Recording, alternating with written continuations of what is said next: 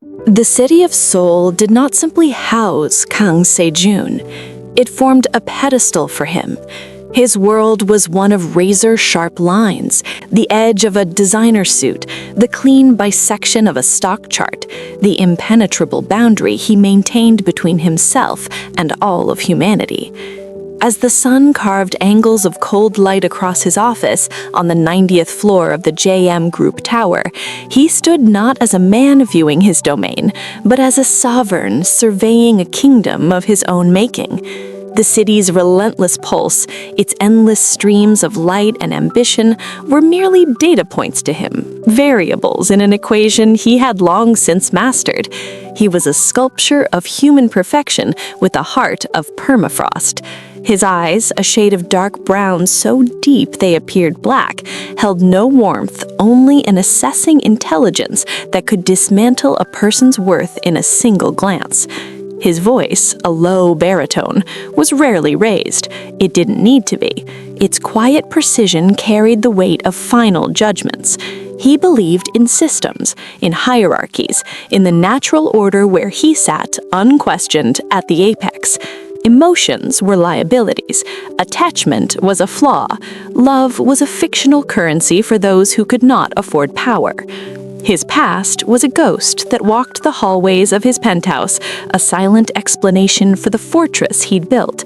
The son of a conglomerate patriarch and a concert pianist who had withered in the gilded cage of marriage, Se-jun learned early that vulnerability was a wound others would salt. His father's lessons were steel and strategy, his mother's fading melodies a warning of what happened to delicate things in a world of hard edges. By 35, he had successfully excised the soft parts of himself, or so he believed. He was surrounded by people who reflected his own cold efficiency, assistants who were extensions of his will, board members who were human calculators, and socialites like Choi Yu-ri, whose polished beauty and strategic background made her a fitting accessory, never a necessity. On this particular morning, as Mr. Park, his long-suffering and subtly empathetic secretary, laid out the day's brutal schedule, a file was placed atop the pile. A personnel update, a temporary assignment from the administrative pool to cover a maternity leave on the executive floor, a mere line item, a name, Yoon Ha-eun, a photograph. Se-jun's gaze passed over it without interest, a flick of his fingers turning the page. She was just another cog, another variable. She would be competent or she would be gone. Her existence in that moment meant less than the coffee cooling in her porcelain cup. Yet, fate is a subtle playwright. It was perhaps the very anonymity of her file, the sheer mundanity of her entry into his orbit, that made the seismic shift to come so profoundly disorienting. For Se-jun, the universe was a clockwork mechanism he understood. He did not account for a gentle, persistent force that could, over time, stop the gears entirely. He stood at his window, a silhouette against the immense sky, believing himself the master of all he surveyed. He was the ruler of winter, and he had no idea that a spring of devastating, transformative power was about to walk through his door, dressed in simple heels and carrying a quiet, universe-altering calm. Yoon Ha-eun entered the JM Group lobby not as a supplicant, but as a botanist might enter a rare and frosty biome, with a respectful silence, a keen eye for detail, and an innate understanding that survival here required deep-rooted resilience. The vast marble expanse, all gleaming surfaces and sharp angles, felt less like a corporate hub and more like a meticulously curated art installation dedicated to ambition. The air itself was chilled, scented with the subtle notes of expensive perfume, polished metal, and unspoken pressure. Around her, a symphony of purposeful motion played out, the rapid-fire staccato of designer heels, the low murmur of deal-making into sleek headsets, the silent, frantic dance of assistants balancing tablets and coffee trays. She did not shrink, she observed. Her gaze, a soft shade of amber that could, in certain lights, appear like warm honey, moved calmly across the grand space. It lingered not on the imposing JM logo etched into the wall behind the reception, but on the people, the tight set of a junior executive's shoulders, the practiced smile of the receptionist that didn't reach her eyes, the way the light from the massive windows sliced through the space, illuminating not warmth, but dust motes dancing in cold beams. Haun understood places like this. They operated on a hidden language of power, where a tilted head could be a challenge and a delayed email a declaration of war. She had learned this language not in business school, but in the harder university of life. Her story was not of privilege, but of quiet, relentless forging. The daughter of a beloved literature professor father, now gone, and a mother who had sacrificed her own artistic dreams to run a small, struggling, traditional hanbok workshop, Haun had learned about beauty and hardship in equal measure. She knew the weight of silks and the weight of medical bills. She understood the poetry of her father's old books and the brutal prose of bank statements. The intelligence in her eyes was not merely academic, it was earned, emotional, a deep well of empathy and steel. She had taken this temporary assignment at JM not for prestige, but for survival. The salary was a lifeline for her mother's treatments, a chance to keep the workshop's doors open. This tower was not her dream, it was her battlefield. As she rode the express elevator to the executive floors, her reflection in the bronze doors was a study in understated defiance. She wore a simple, well-tailored dress in a muted slate gray, her dark hair styled in a classic, neat manner. She carried no visible armor, yet an aura of unshakable calm surrounded her. It was this very calm that would first prickle against Kang Se-jun's senses. In a world where everyone vibrated with want, for promotion, for recognition, for a shred of his attention, her stillness was an anomaly, a quiet splash of humanity in a monochrome world of greed and fear. Her first encounter with his world was through his fortress gatekeeper, Mr. Park, the secretary. A man in his late 50s with kind eyes that held decades of witnessed corporate storms, Mr. Park looked at Haun and saw not another temporary face, but something else. He saw the careful mend on the inside of her tote strap, the quality of her worn but polished shoes, and the clear, direct way she met his gaze. You will be supporting the executive strategy team, but your desk is here, in the anteroom. You may be asked to perform tasks directly for Chairman Kang. When he speaks, you listen. When he gives an order, you execute it, without question, without delay. There was a warning in his tone, but also, strangely, a note of pity. Haun merely nodded. I understand. Her first sight of Chairman Kang was not face-to-face, but through the ritual of morning coffee. Mr. Park, hands uncharacteristically tense, prepared the impossibly specific brew, Ethiopian single origin, ground precisely 30 seconds before brewing, poured at 96 degrees Celsius into a pre-warmed white porcelain cup. No handle prints, Mr. Park murmured almost to himself. He dislikes handle prints. As Haun carried the tray toward the imposing double doors of the CEO's office, they swung open from within. He was exiting, surrounded by a vortex of 4 anxious department heads, all speaking over one another. Kang Se-jun was a blade cutting through the chaos. He was taller than she expected, his presence physically altering the atmosphere, drawing all the oxygen and light towards him. He listened to the cacophony with an expression of profound, icy boredom, his eyes scanning a report in his hand. One of the executives, desperate to be heard, stepped back directly into Haun's path. She stopped instantly, but the motion caused a single, tiny drop of pristine coffee to leap from the cup's rim and land, a dark star, on the saucer's pure white field. Se-jun's gaze lifted from the report. It swept over the executive, causing him to flinch, then traveled slowly down to the tray in Haun's steady hands. His eyes focused on the saucer, on that one infinitesimal flaw. The silence that fell was absolute and crushing. He didn't look at her face, not yet. He looked at the mistake. In his world, a flaw in a simple system foreshadowed greater failures. This was his first unconscious calculus of her, an entry in a ledger of imperfection.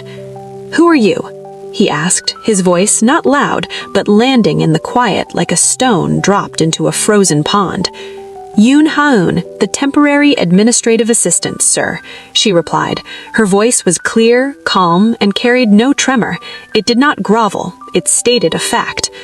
His eyes rose to meet hers, a swift, assessing glance meant to intimidate, to categorize and dismiss. He expected to see fear, nervousness, the familiar cowering. He saw instead a pool of unsettling calm. She met his gaze for a brief electric second before politely lowering her eyes, not in submission but in professional deference. The discrepancy, the calm versus the expected fear, registered in his mind as a minor dissonance, a single note out of tune in his daily symphony of control. He said nothing more. He took the cup from the tray, ignoring the saucer entirely, and turned away, the human storm swirling to follow him down the hall. Ha-eun stood for a moment in the emptied space, the weight of his gaze still lingering on her skin like a change in barometric pressure. She looked at the saucer, at the tiny dark star of the coffee drop. A faint, unreadable smile touched her lips, one of understanding, not amusement. She had seen the heart of the Winter Kingdom and its king. He was every bit as cold and formidable as rumor suggested, but as she turned to return to her desk, her steps were no less steady, her back no less straight. The first thread of their fate had been pulled taut. He had seen her as a flaw in a system. She had seen him as a man who confused perfection for power. The war for one man's soul and one woman's destiny had begun with a single drop of coffee. The dissonance of her calm lingered in Kang Se-jun's mind like a faint, persistent hum, a frequency he could not identify or silence. In the hours that followed their non-encounter, he buried it under a mountain of work, acquisitions, mergers, the ruthless calculus of global finance. Yet, during a lull in a punishingly long board meeting, as he watched a senior vice president sweat through a mediocre presentation, his mind's eye involuntarily replayed the moment. Not the coffee drop, the eyes. Yoon Ha-eun's eyes. They hadn't flinched. In his world, a world built on the palpable currency of fear and desire, her lack of either was an anomaly. An anomaly, to a man like Se-jun, was a threat. A loose variable in his otherwise perfectly ordered equation. It required correction. It required definition. It required him to prove, if only to himself, that his power was absolute, and that all things, especially quiet women with steady hands, could be bent to its will. His decision was not born of rage, but of a colder, more clinical impulse, the need to reassert a fundamental truth. He was the fixed point. All others orbited at a distance he dictated. Her unreadable serenity was a subtle challenge to that cosmic rule. So he issued his first edict. It was not delivered with thunder, but with the quiet, devastating efficiency of a keystroke. It came to her through Mr. Park, whose kind face was etched with a fresh layer of concern.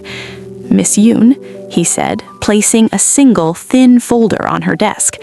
"The chairman has taken a personal interest in the background analysis for the Daegu Logistics Hub proposal.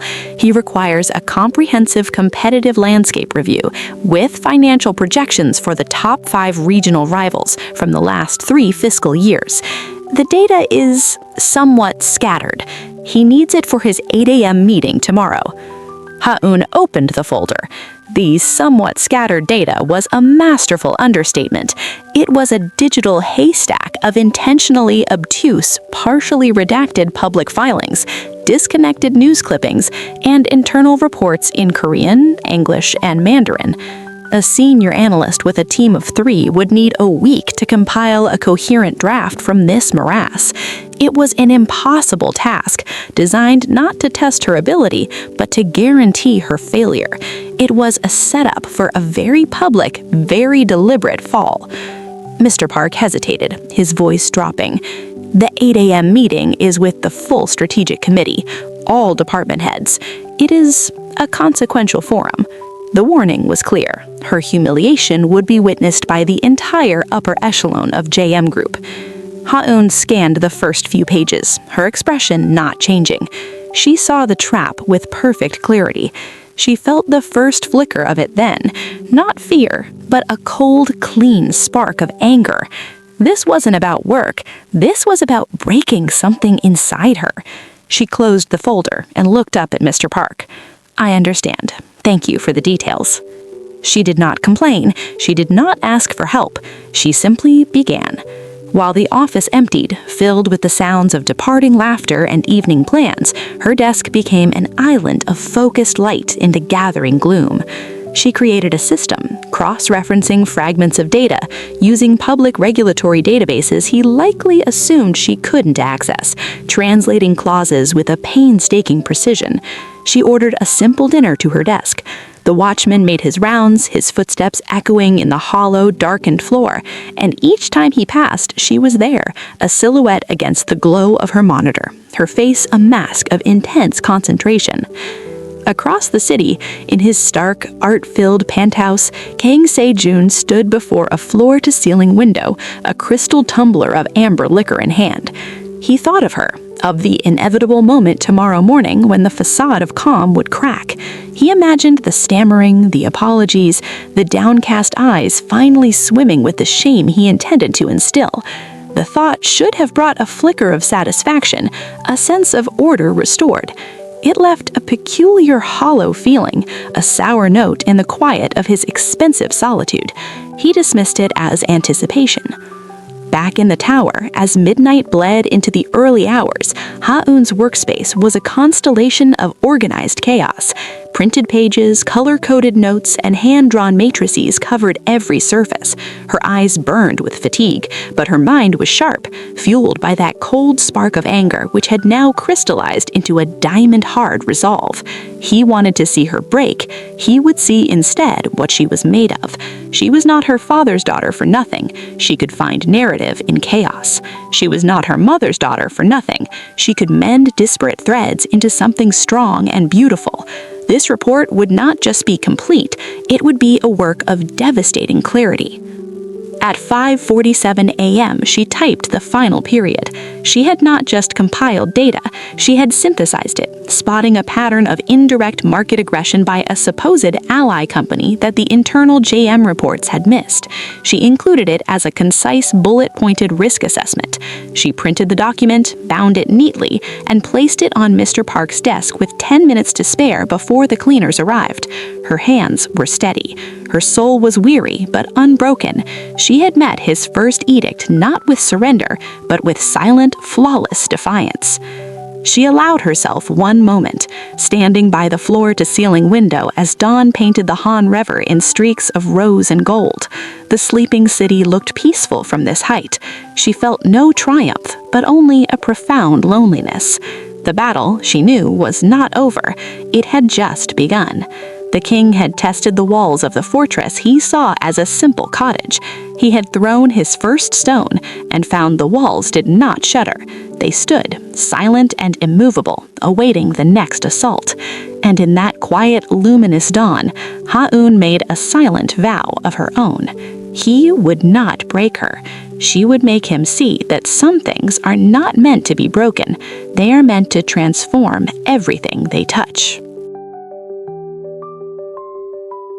The morning of the Strategic Committee meeting dawned with a crisp, false serenity. Kang Seo-jan arrived at the office earlier than usual, a subconscious pull drawing him in. He found the bound report, pristine and formidable, centered on Mr. Park's desk. For a long moment, he simply stared at it. The sheer physicality of the document was a rebuke. He picked it up, its weight accusing in his hand, and carried it into his office without a word. He did not open it immediately. He placed it on his desk, a silent opponent, and prepared for the meeting with a cold, simmering focus. The trap had been sprung, but the prey was not writhing in it. She was standing calmly outside the snare, looking back at him. The peculiar hollow feeling from the night before yawned wider. He channeled it into a sharper, more precise anticipation. The public forum would be the true test. Data on a page was one thing. Presenting it under the withering gaze of his wolves was another. The conference room was a temple of tension. Sunlight streamed through the glass wall, illuminating a cloud of aftershave and anxiety. 18 of JM's most powerful executives sat around the obsidian table, their body language a spectrum of calculated ease and thinly veiled nerves. Ha-eun was positioned not at the table, but in a chair against the back wall, the traditional place for a note-taker and observer. She was a ghost in the machine, dressed in the same slate gray, her face a placid mask of professional attention. She held a tablet, her posture relaxed yet alert. Seo-jun entered, and the temperature in the room dropped several degrees. He took his seat at the head, the report placed before him like a sacred text. He began the meeting, his voice a flat, authoritative plane. He moved through the agenda with brutal efficiency, dissecting projections, challenging assumptions, his intellect a scalpel that left no room for error. The department heads presented their pieces, their voices tightening under his silent, assessing stare. The air grew thick with the smell of pressured sweat and expensive coffee. Then he reached for it. He opened the report to a random page, his eyes scanning the dense analysis. "The Daegu logistics analysis," he stated, his voice cutting through the room. "Miss Yoon, summarize your findings on Shinsong Logistics' market penetration strategy. Focus on their third quarter capital expenditures last year." All heads swiveled to look at her. It was a cruel question, designed to target a possible weak spot in the data, a granular detail easy to miss in an all-night compilation. Pity, curiosity, and schadenfreude flashed in the eyes around the table.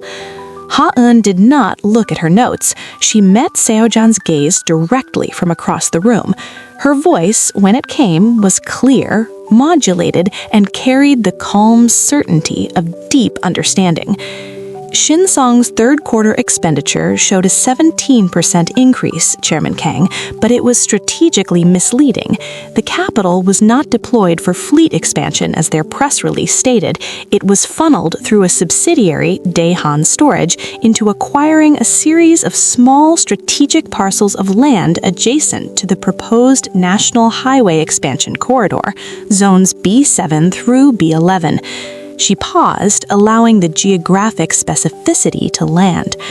This suggests their long-term strategy isn't about competing directly on current throughput, but on creating a future logistics monopoly by controlling the key arterial access points. Their financial filings show a pattern of debt assumption inconsistent with simple fleet upgrades, which my appended risk assessment on page 14 details. A profound silence blanketed the room. It was not the silence of her failure, but of her stunning, comprehensive mastery. She had not just regurgitated data, she had interpreted it, drilled down to its strategic heart, and presented a conclusion that reframed the entire competitive landscape. A senior VP from logistics, a man who had missed this entirely, flushed a deep, mortified red. Seo-jun's expression did not change, but his knuckles, resting on the report, whitened imperceptibly. The trap had not only failed, it had showcased the Leapsu's superior vision. He had intended to humble a temporary assistant. Instead, he had inadvertently unveiled a strategic mind of rare acuity to his entire leadership team. The dissonance in his mind sharpened into a blade of pure, unsettling fascination. Who was she? "And your recommendation?" he asked, his voice dangerously soft, abandoning the pretense of testing and moving to a genuine, if reluctant, inquiry. Recommendation A, she replied without hesitation, is to accelerate our own land acquisition in corridors C2 and C4, which offer alternative routing and are currently undervalued. Recommendation B is to initiate a joint venture dialogue with the regional rail operator, bypassing the highway dependency altogether. The financial modeling for both scenarios is in Section 5. She had thought 3 moves ahead. On a night of no sleep, under impossible pressure, she had not just survived, she had strategized. The unbending stock had not snapped in the gale. It had revealed itself to be made of a resilient, unyielding fiber. Seo-jun held her gaze for a beat too long, a silent, electrifying collision in the crowded room. He saw no triumph in her eyes, only the same infuriating, captivating calm. He gave a single, curt nod. Proceed with preliminary investigations on both recommendations. It was an acknowledgement, a surrender of a small piece of ground he never intended to lose. The outline meeting continued, but the axis of the room had tilted. Whispers traveled in the wake of the executives as they filed out. Ha-eun gathered her things, the last to leave. As she passed the head of the table, Seo-jun, still seated, spoke without looking up from the now closed report. "You should have asked for more time," he said, the statement a convoluted probe. Ha-eun stopped. She looked down at the crown of his dark, perfectly styled head, at the powerful line of his shoulders encased in bespoke wool. "You did not want a request for more time, Chairman Kang," she said, her voice just above a whisper, meant only for him. "You wanted a result. I provided the result you required."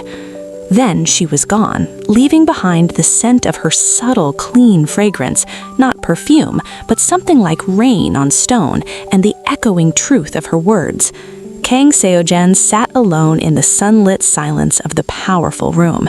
He had thrown his full weight against her, and she had not only stood firm, she had reflected the force back at him, leaving him feeling strangely, unsettlingly unbalanced. The game had changed.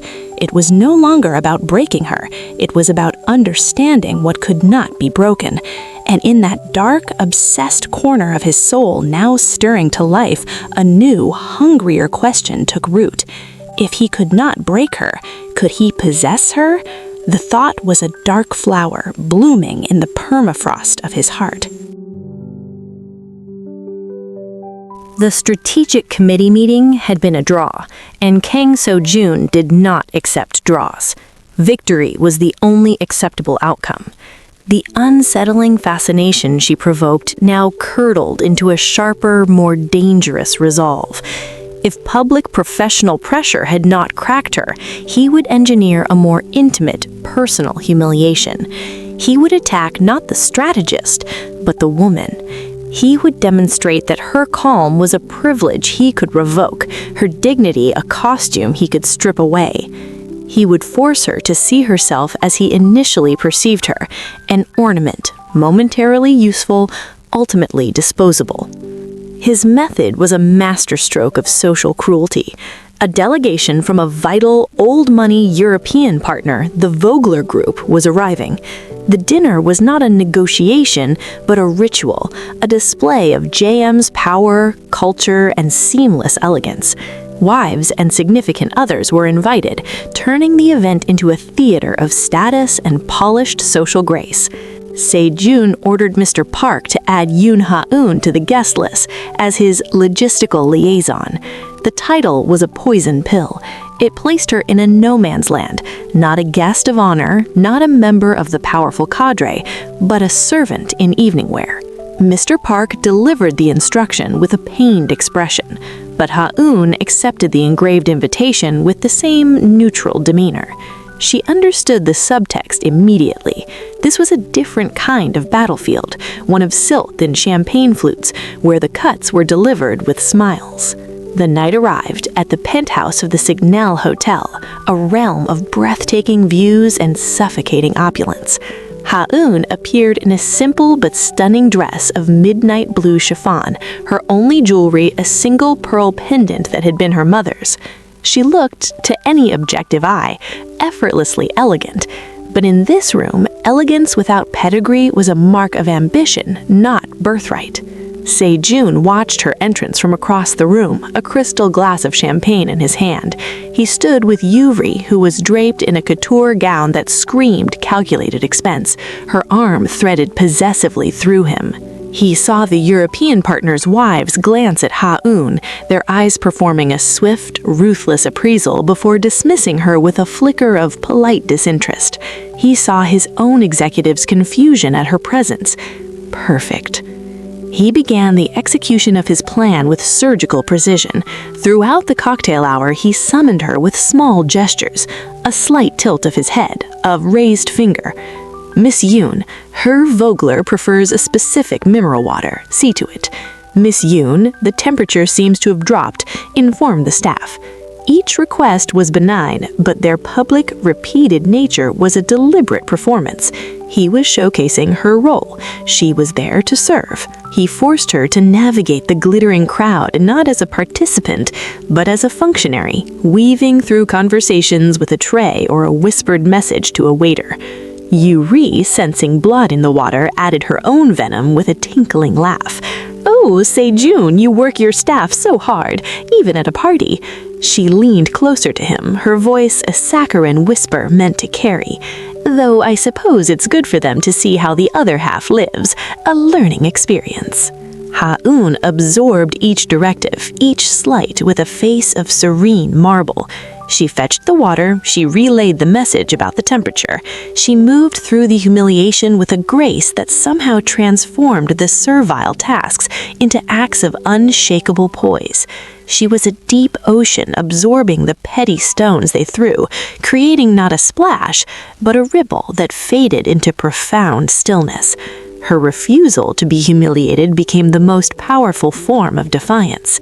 The climax came during dinner. A senior Vogler executive, an older man emboldened by wine and sensing the chairman's tacit permission, gestured to Ha-eun as she passed. "You there, my dear, this wine is not to my taste. Be a darling and fetch me the 89 Bordeaux from the reserve list. I'm sure the chairman won't mind." It was a blatant test, reducing her to a sommelier. All conversation at the head table dipped. Sejun watched, his jaw tight. This was the moment. This was where the facade would crumble under the weight of condescension. Ha-eun stopped. She turned slowly to the executive and then deliberately shifted her gaze to Sejun. Her eyes in the candlelight were not pleading or angry. They were clear and expectant, placing the decision and the ensuing awkwardness squarely back in his lap. She was forcing him to define her role publicly. A beat of tense silence stretched. Sejun found himself trapped by his own game. To endorse the request was boorish. To deny it was to acknowledge her as something more than staff. The balance of power for a fleeting second quivered. He spoke, his voice cool. "The 89 is not yet decanted, Klaus. It would be a shame to rush it." Then he glanced at Ha-eun, a complex, unreadable command in his eyes.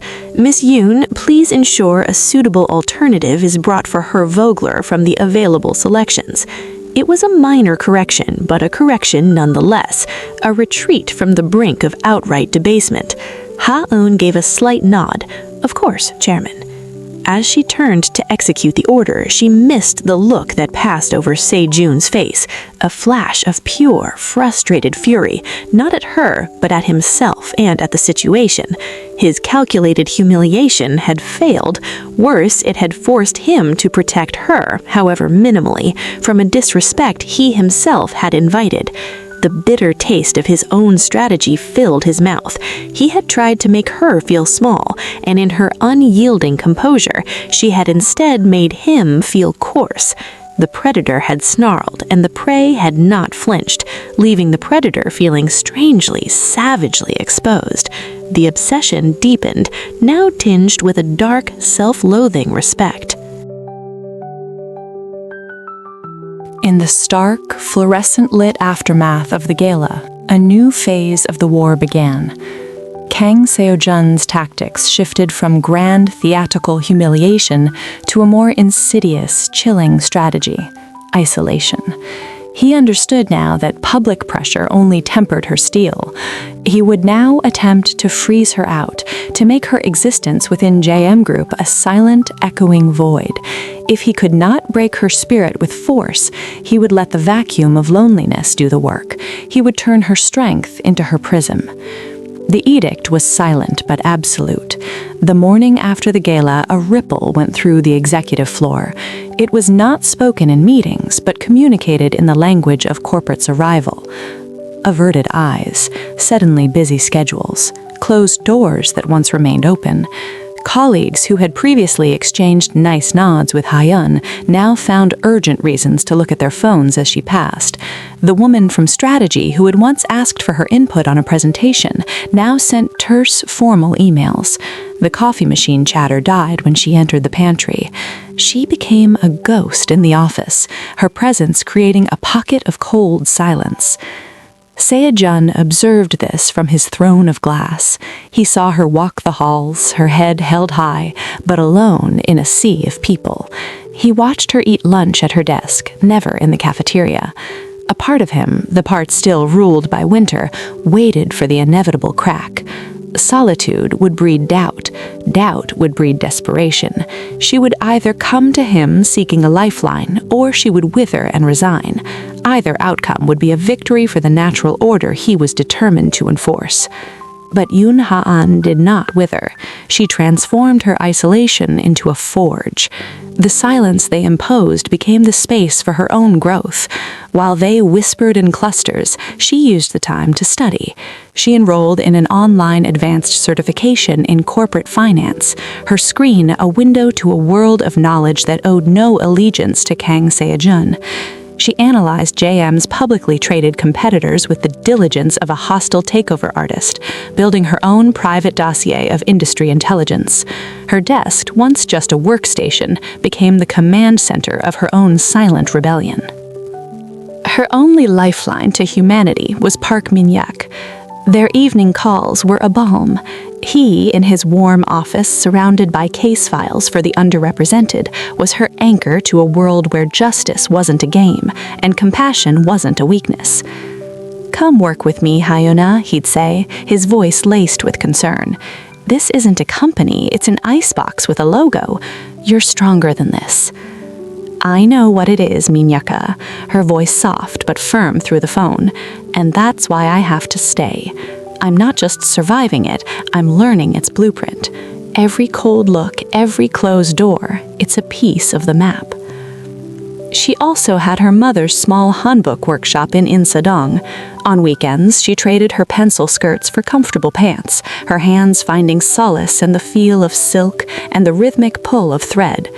Here, surrounded by the vibrant ghosts of her mother's fading dreams and the tangible beauty of tradition, she rebuilt her soul. Her mother, frail but sharp-eyed, would watch her. "You have a storm in your eyes, my daughter," she once said, her voice a whisper of silk itself. "A quiet one. Be careful it doesn't consume you." "It won't, Emma," Hyun assured her, smoothing a bolt of red scarlet fabric. Back in the tower, Seo-jun found his victory feeling hollow. The reports of her continued flawless work from Mr. Park were a constant irritation. He would catch glimpses of her through his office blinds, not slumped or weeping, but leaning intently over her computer, a single beam of afternoon sun catching the determined set of her jaw. Her solitude had a quality of fierce, magnetic independence. She wasn't languishing, she was crystallizing. The office silence around her wasn't a sign of her defeat, but a corona of her formidable will. The office silence around her wasn't a sign of her defeat, but a corona of her formidable will. One evening, working late, he finally saw her leave. She didn't slink out. She stood, gathered her things with a deliberate grace, and walked toward the elevators, her silhouette straight and purposeful against the darkened office windows. She paused for a moment, looking out over the city lights, not with longing, but with a kind of contemplative ownership. Then she was gone. Seo-jun stood in the shadows of his own office, the city's glow painting him in blues and grays. The silence she left behind was different from the one he had engineered. It was thick, charged, and deeply unsatisfying. He had aimed to make her feel invisible, but instead he had only made her more vividly real to him. In trying to erase her from the social landscape of JM, he had succeeded only in erasing everyone else. She was the only figure left in focus, a solitary, unbending stalk growing in the tundra he had created. Her strength in solitude did not highlight her loneliness, it highlighted his own. In the echoing grandeur of his empty empire, Kang Se-jun for the first time felt truly, profoundly alone. And he knew with a dark and thrilling dread that the only person whose company could ever fill that void was the one he was systematically trying to banish. The hunter, in his isolated blind, was now haunted by the ghost of the prey he could not catch. The obsession had become a physical ache, a hum in Kang Se-yoon's blood that no amount of mergers or market conquests could silence. Her solitude was a fortress he could not breach, and it maddened him. If he could not reach her socially or break her professionally, he would invade the only space she had left, the realm of her mind. He needed to understand the source of her unyielding calm, to dissect the engine of her resilience. He needed to know what she knew, to see what she saw when she looked at the world he ruled. The predator began to stalk his prey's intellect. It began with a quiet, unprecedented command to the IT security department, delivered through a hushed, encrypted line. He wanted access logs, not for corporate espionage, but for one employee, Yoon Ha-eun. He wanted to know what she studied during those long, quiet hours at her desk, what websites she visited, what databases she queried, what digital breadcrumbs she left in the vast cyber wilderness of JM servers. Late one night, alone in his penthouse with only the city's constellation for company, he opened the secure portal. The data streamed before him, a cold, clinical biography of her ambition. It was breathtaking. She wasn't just doing her job, she was reverse engineering the entire corporate apparatus. Her queries went deep into archived financial reports from a decade ago, tracing the origins of Se-yoon's own most celebrated strategies. She had accessed every white paper in the JM library on emerging Asian markets. She was running comparative models on JM's supply chain efficiency against its top 3 competitors, models that were, he noted with a jolt, more elegant than those produced by his own strategy team. But it was the external logs that truly arrested him. Enrollment confirmations for advanced courses in financial law and international business arbitration, scholarly articles on behavioral economics saved to a private drive. She was building an intellectual arsenal, piece by meticulous piece, and its target, he felt with a cold thrill, was him. She was studying the hunter to become a more formidable creature. This was no longer about survival. This was about a quiet, relentless ascension. The realization should have felt like a threat. Instead, it felt like a key turning in a lock deep within him. His heart hammered against his ribs, not with anger, but with a perverse, overwhelming pride. He had created this. His pressure had forged this diamond mind. She was his most magnificent, unintended creation. He couldn't stop. Night after night, he returned to the logs. He saw she consistently accessed a particular cloud folder labeled Hua. With a few more commands, he discovered it was linked to her mother's handbok workshop, financial spreadsheets, inventory lists, sketches of designs.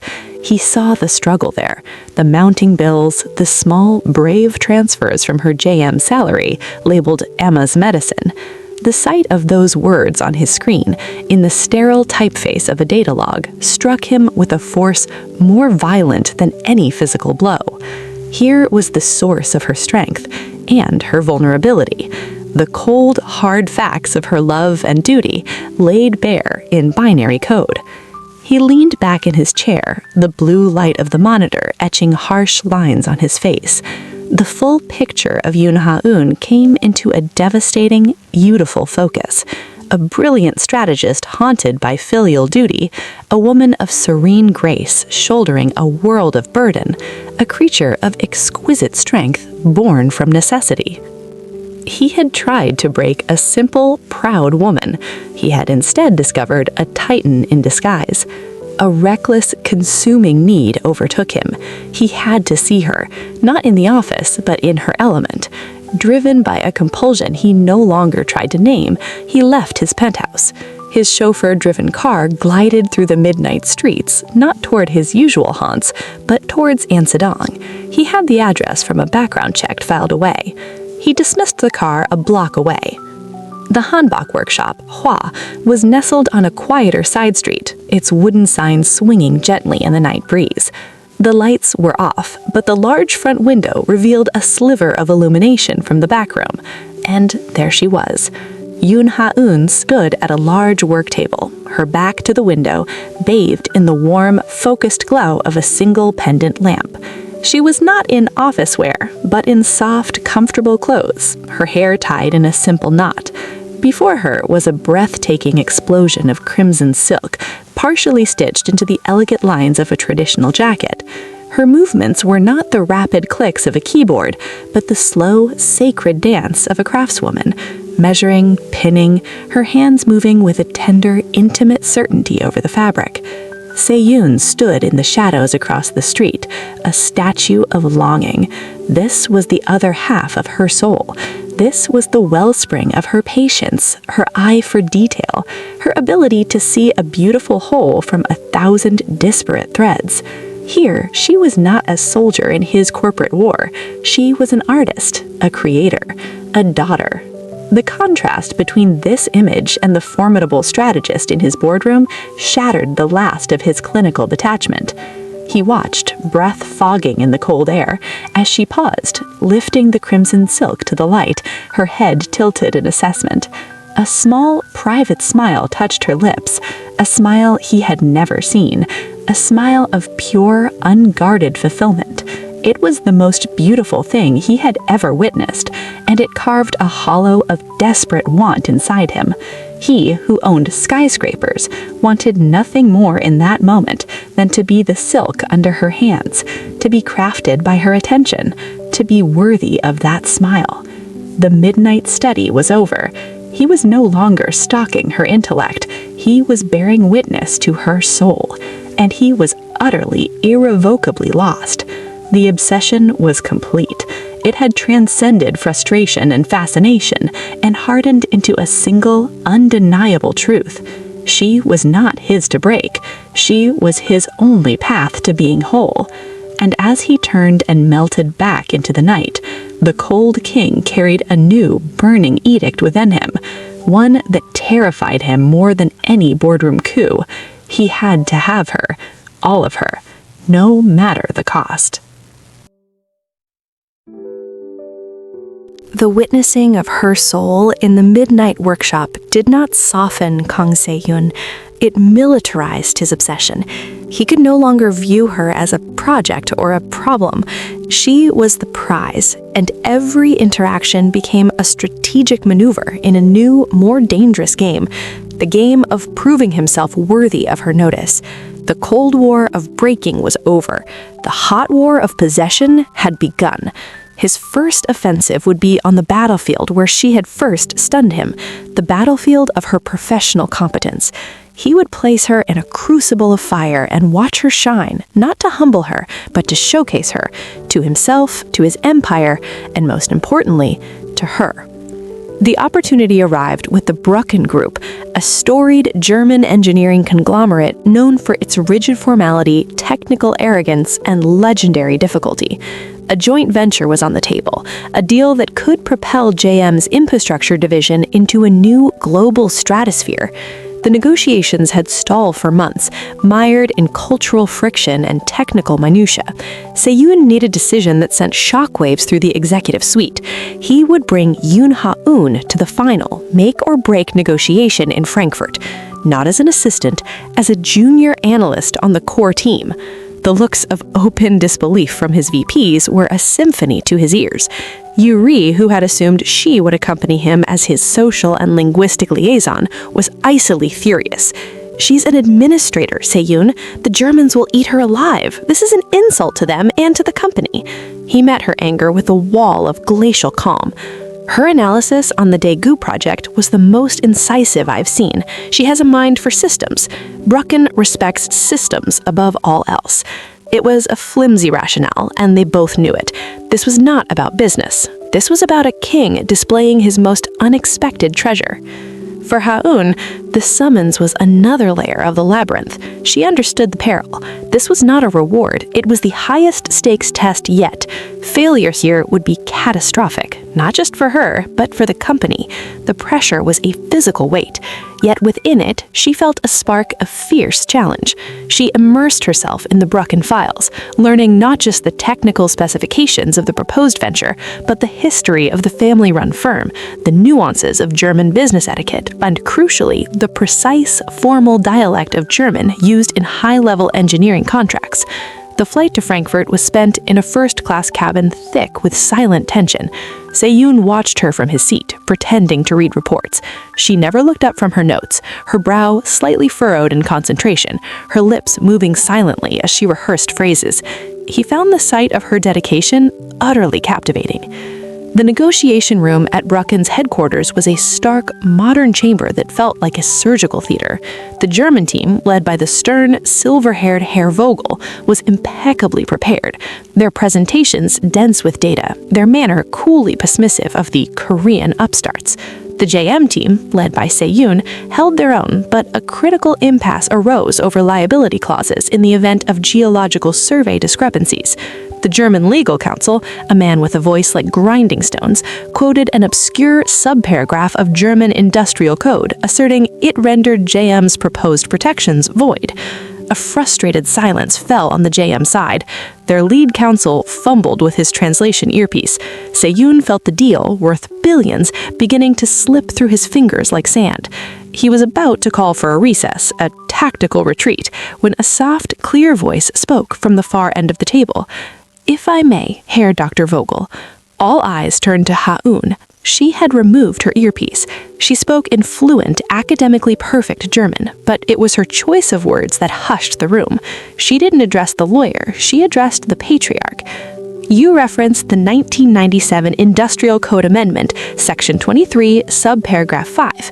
However, that amendment was superseded in its application to international joint ventures by the EU Transnational Infrastructure Accords of 2004, specifically Annex 3, which grants precedence to mutually agreed liability frameworks in binational projects." She paused, allowing the technical veracity to land. "The spirit of the Accords, which your government championed, was to facilitate partnerships like this one, not to hinder them with superseded domestic statute." The silence was absolute. Herr Vogel's steely eyes widened a fraction. He leaned forward, intrigued.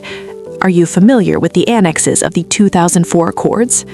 "They were relevant to my research on cross-border regulatory harmonization," Ha-eun replied calmly, her gaze steady. "It seems the intent of both our companies is partnership, not litigation. Perhaps we can draft a clause that honors both the German legal tradition and the collaborative spirit of the Accords." She had done more than translate. She had reframed the entire conflict, moving it from a legal deadlock to a shared problem of honoring mutual intent. She had spoken their language in every sense, and in doing so had saved the deal. Se-yoon watched, his blood singing in his veins. He saw the respect dawning in the Germans' eyes, the stunned admiration on his own team's faces. Pride, hot and fierce, erupted in his chest, a pride he had no right to feel, but one that consumed him utterly.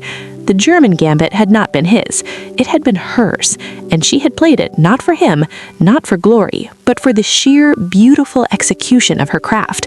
As the meeting adjourned with a handshake, Herr Vogel approached Ha-eun. "Fräulein Yun," he offered a small, rare smile. "A pleasure. You have a formidable mind." Se-yoon stood to the side, the victorious CEO, but in that moment, he felt merely a spectator. She was no longer the woman he tried to break. She was the force that had just bent the will of a European titan. And as she accepted the compliment with a modest nod, her eyes briefly meeting his across the room, he saw no hint of triumph, only quiet satisfaction in a job well done. It was then he knew with terrifying certainty he was no longer obsessed with possessing a treasure. He was in awe of a queen, and a king bows to no one, unless the queen has already conquered him without firing a single shot meant for his heart. The triumph in Frankfurt was a seismic event, one that echoed in the marble hallways of JM Group with a new, reverent whisper. Yoon Ha-eun. She was no longer a curiosity or a target. She was a latent force that had been unveiled. For Kang Sal-jun, the awe he felt curdled into a more volatile, possessive need. If he could not claim credit for her brilliance, he would claim responsibility for her life. He would weave himself into the fabric of her existence through an act of irrevocable financial grace. He would become her savior, and gratitude, he believed, was a bridge upon which obsession could march into love. His investigation into her private cloud folder, Hua, had revealed the stark numbers, the mounting medical debt from her mother's long illness, the precarious balance of the Hanbok workshop's accounts. It was the chink in her magnificent armor, the one area where her intelligence and will could not stave off the cold arithmetic of reality. He saw his opportunity. Through a discreet, shadowy channel, a private foundation with no visible ties to JM Group, he arranged for the complete and anonymous payment of all outstanding medical bills. It was a sum that would have taken Ha-eun a decade of relentless work to clear. He then orchestrated a low-interest, forgivable business loan for Hua, ensuring its survival and potential growth. He performed this not with the flourish of a philanthropist, but with the cold efficiency of a strategist eliminating a variable. The variable was her worry. The intended outcome was her liberation and her unspoken, eternal indebtedness to him. He chose his moment with theatrical care. He summoned her to his office under the pretense of a post-Frankfurt debrief. The sun was setting, painting the room in hues of gold and long shadow. He observed her as she entered, the professional poise now tinged with a new, unacknowledged authority. He let the debrief proceed, discussing the Brucken deal with a clipped admiration. Then, as she turned to leave, he spoke. "There is one more matter, Miss Yoon." She turned, expectant. "I took the liberty of looking into the secondary matter that was distracting you during the Frankfurt preparations, your mother's medical obligations, and the financial strain on your family's workshop." He paused, watching her face closely for the first crack of emotional vulnerability, the relief, the tears, the grateful surrender. "I have had them resolved. All debts cleared. The workshop is secure." He awaited the collapse of her defenses. He had handed her the world. Now she would hand him her heart. Yoon Ha-eun went very still. The golden light caught the side of her face, but her eyes, fixed on him, seemed to darken, turning from warm amber to a hard, flinty brown. The silence stretched, thick and charged.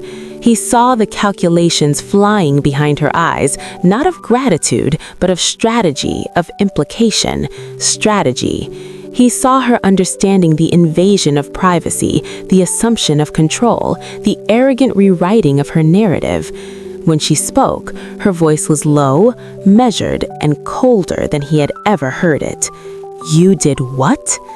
"I alleviated an unnecessary burden," he stated, a sliver of defensiveness creeping into his voice. "You can now focus entirely on your work here without distraction." A faint, incredulous smile touched her lips, one devoid of any warmth. "An unnecessary burden?" she repeated, tasting the words as if they were poison. My mother's life, my family's legacy. You consider these distractions to be managed? I consider them obstacles to your potential, he countered, his own pride rising to meet her frost. My potential, she said, taking a single deliberate step forward, is not yours to fund. My burdens are not yours to lift without my consent. She drew a slow, steadying breath, her composure a terrifying mask over a fury he now realized ran fathoms deep. You will provide me with the exact figures, every won, for the medical payments and the loan. Se-jun stared, baffled. That is not necessary. It is necessary, she hissed, the control snapping for a single electric second. I will repay you every single won with market rate interest. You will have the first installment by the end of this week. The utter rejection was a physical blow.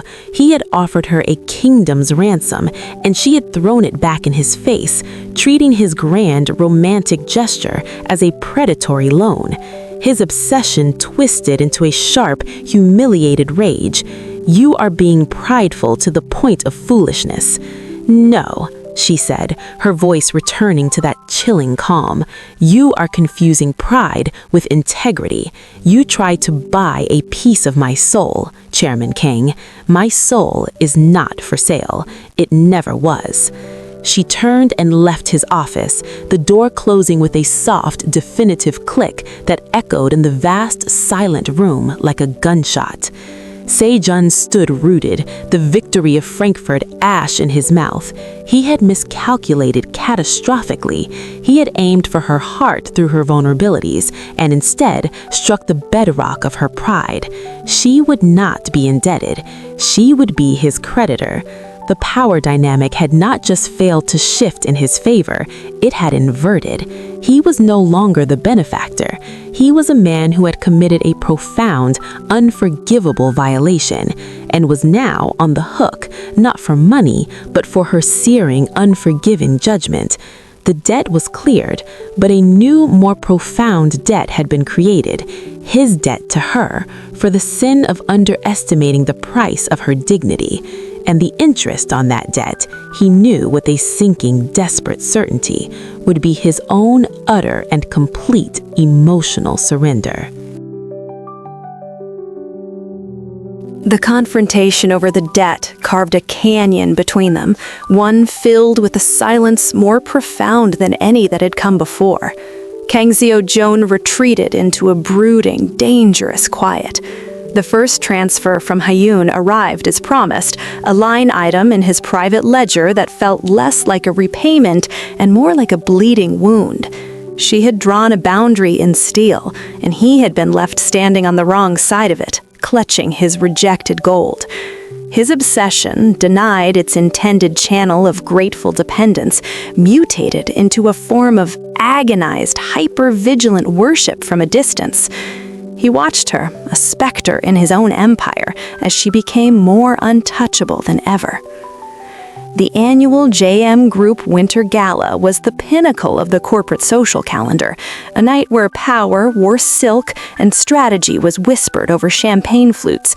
It was a night for Kang Seo-joon to be displayed as the unconquered king, with Choi Yu-ri as his gleaming, appropriate consort.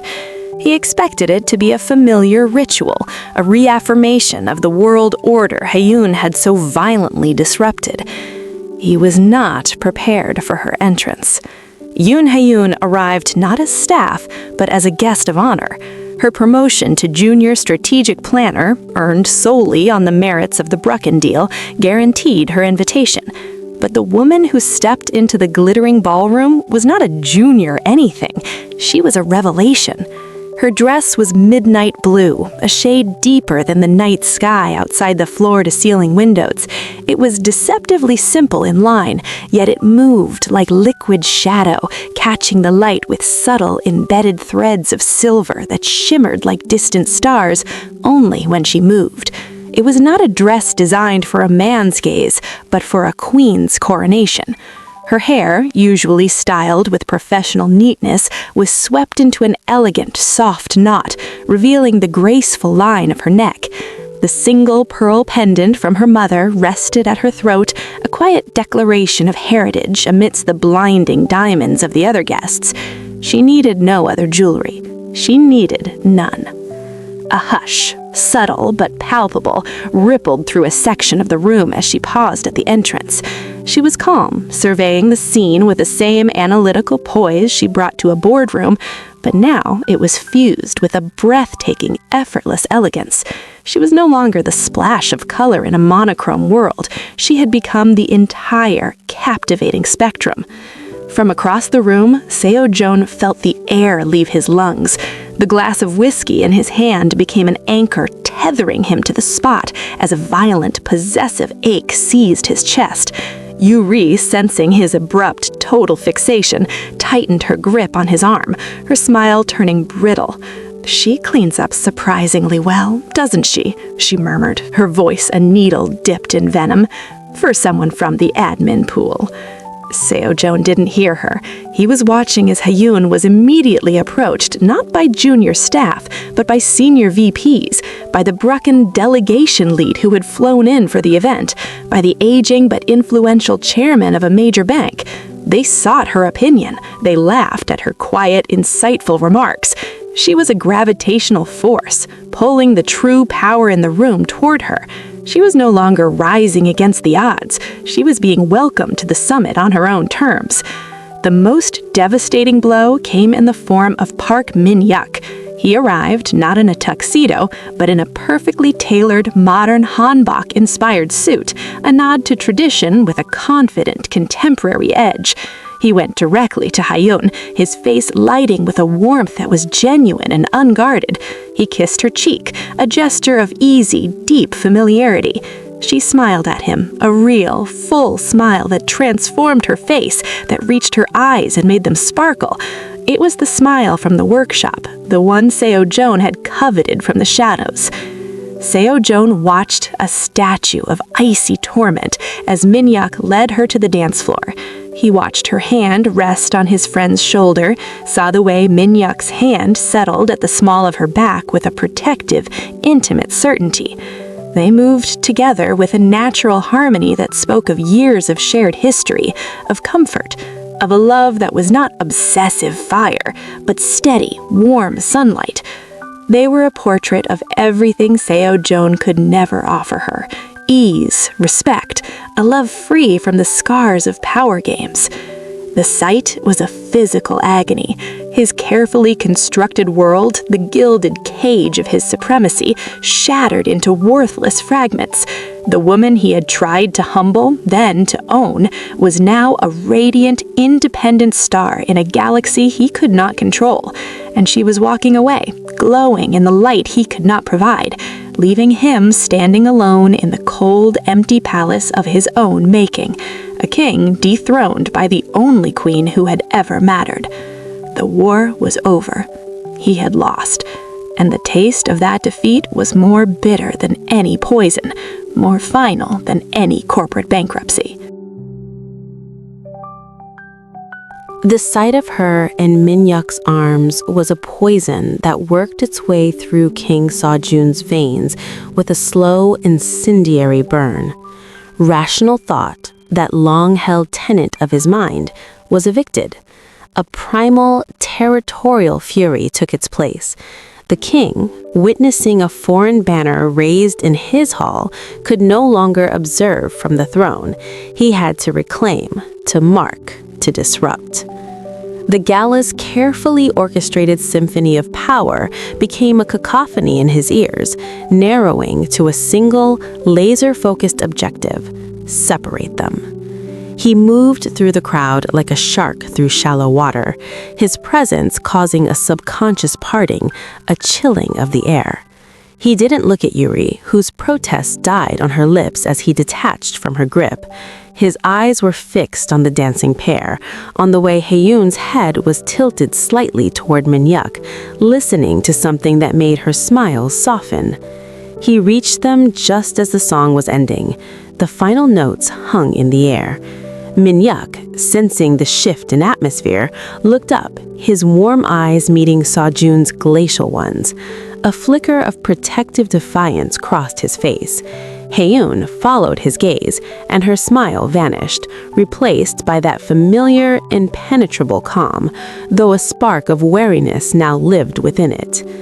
"Chairman Kang," Min-yuk said, his voice polite but firm, not yielding an inch. "Lawyer Park," Seo-jun acknowledged, his tone flat. Then his gaze sliced to Hae-yoon.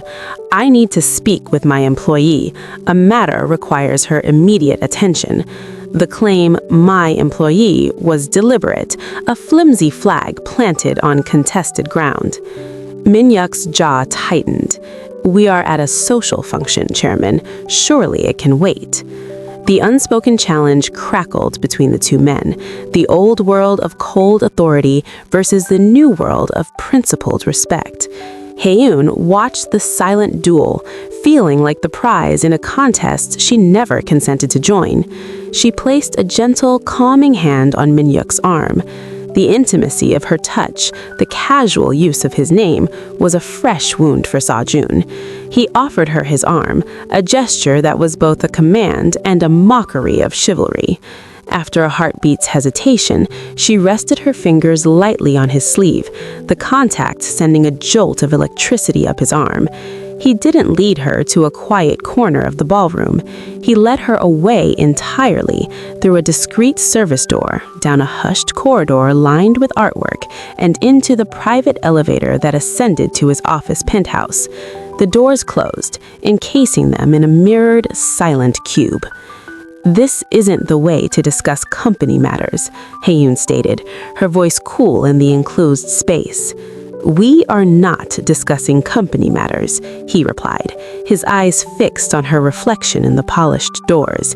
He watched her absorb this, saw the slight stiffening of her shoulders. The elevator opened directly into his vast, dark office.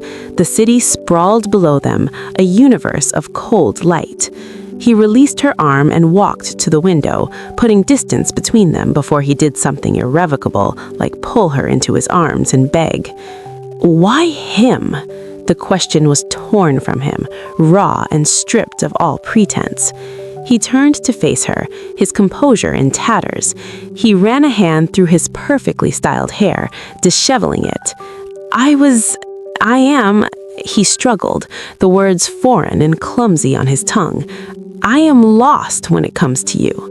The admission, so stark and desperate, changed the chemistry in the room. The anger between them softened into something more volatile, more intimate. The dangerous proximity was no longer just physical, it was emotional, a yawning chasm between them that each was standing on the edge of.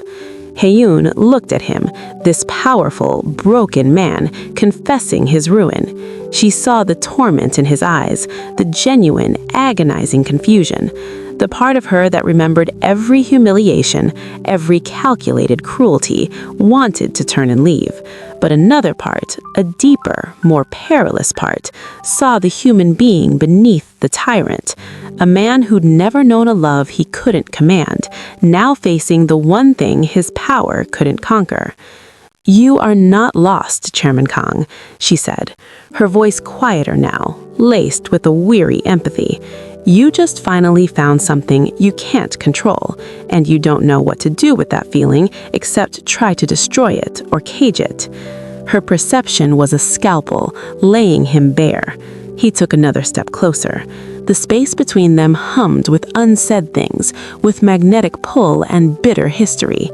And what should I do with it? He whispered, his voice rough. She held her ground, her gaze unwavering. You could try letting it be. You could try walking away. A ragged, humorless laugh escaped him. I can't. The two words were a surrender and a declaration all at once. They hung in the air, the truth he could no longer hide from himself or from her. He was caught. He was obsessed. He was hers, even if she would never be his. The dance of dangerous proximity had brought them to this precipice. They were no longer CEO and employee, hunter and prey. They were a man and a woman standing in a tower of his making, surrounded by the spoils of a world that now felt utterly meaningless, with only the terrifying, undeniable truth of his obsession between them. And in the silence that followed, both knew that nothing could ever be the same again. The raw confession, "I can't," echoed in the penthouse silence, a seismic tremor that had shifted the very ground beneath their feet. Kang Soo-jun stood exposed, his winter kingdom's defenses in ruins, his inner citadel laid open before the one person he had vowed to conquer. The air was thick with the aftermath, heavy with vulnerability and the scent of her perfume, rain on stone, clean and untouchable. Yoon Ha-eun did not recoil from his naked truth.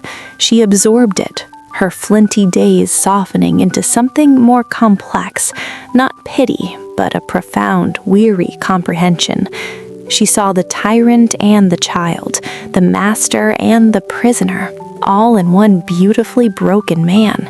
It was a terrifying sight, for to understand him was to risk the one thing she had guarded most fiercely, her own emotional sovereignty. "You can," she said finally, her voice a low, firm current in the quiet. "You can and you must. This isn't a path. It's a destruction of you and of me." She took a step back toward the elevator, reclaiming the distance his confession had stolen. "My repayment schedule will continue. Our professional interactions will remain exactly that, professional. There is nothing else here, Chairman Kang. There cannot be." Each word was a deliberate brick, rebuilding the wall he had just shattered. But the wall was different now. It was no longer a barrier against a cruel CEO. It was a fortress against a desperate, obsessed man, a far more dangerous proposition. Se-jun watched her retreat, a cold panic seizing him. The loss he had felt at the gala was now an imminent, suffocating reality.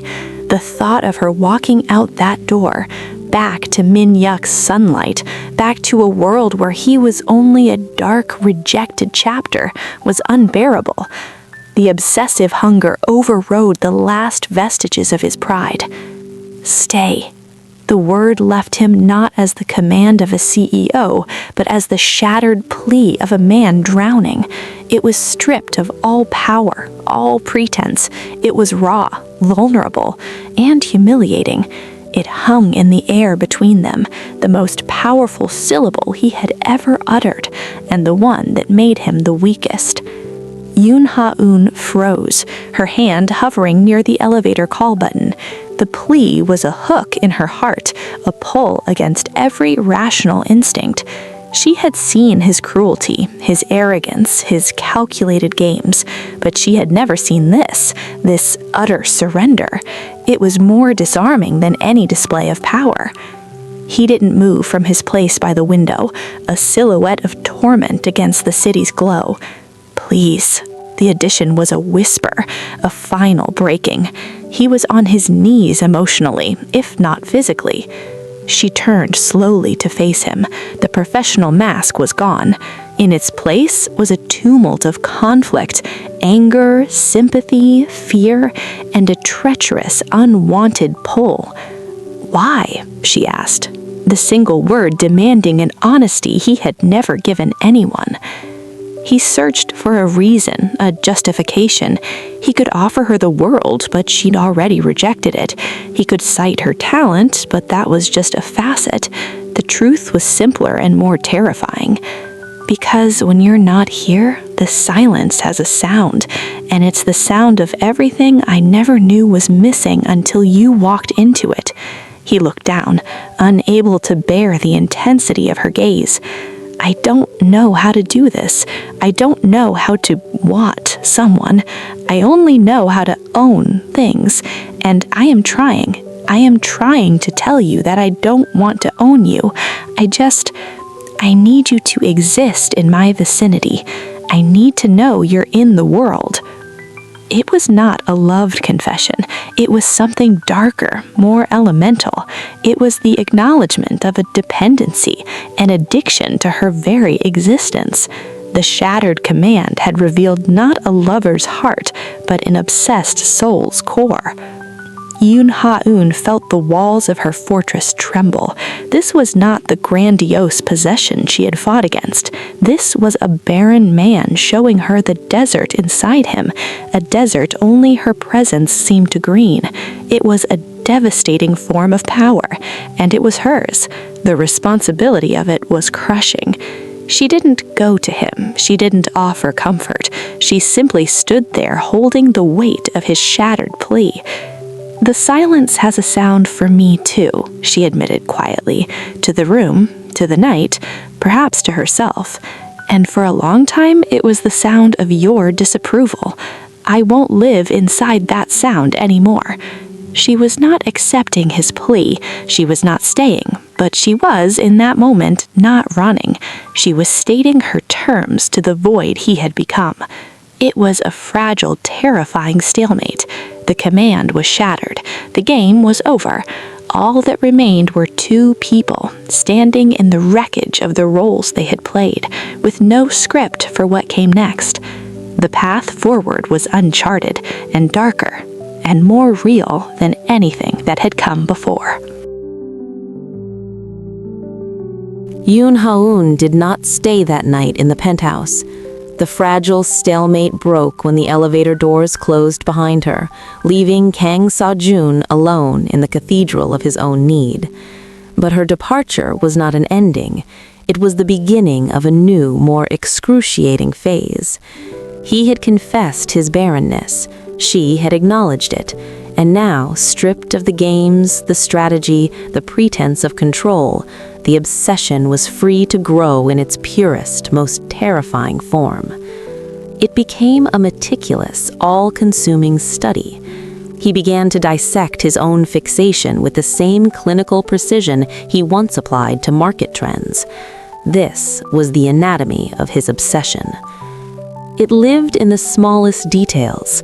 He knew without having to check that she took her coffee black, but preferred tea in the afternoon, barley tea, the humble kind. He knew she used a specific, unassuming brand of pen that wrote in a precise, fine line. He had Mr. Park order a box of them for the entire executive floor, a silent, anonymous homage only he understood. He knew the exact rhythm of her footsteps in the hallway, lighter than most, purposeful but unhurried. He found himself listening for them, his breath catching in the pause between strides. His schedule became dictated by hers. He arranged necessary meetings in departments near her office just to have a pretext to pass her workspace. He would linger over a document at Mr. Park's desk, his eyes tracing the curve of her neck as she worked, the way a single strand of hair would sometimes escape its knot and brush her jawline. He memorized the scent that lingered in the elevator after she'd used it, that clean, rain-on-stone freshness.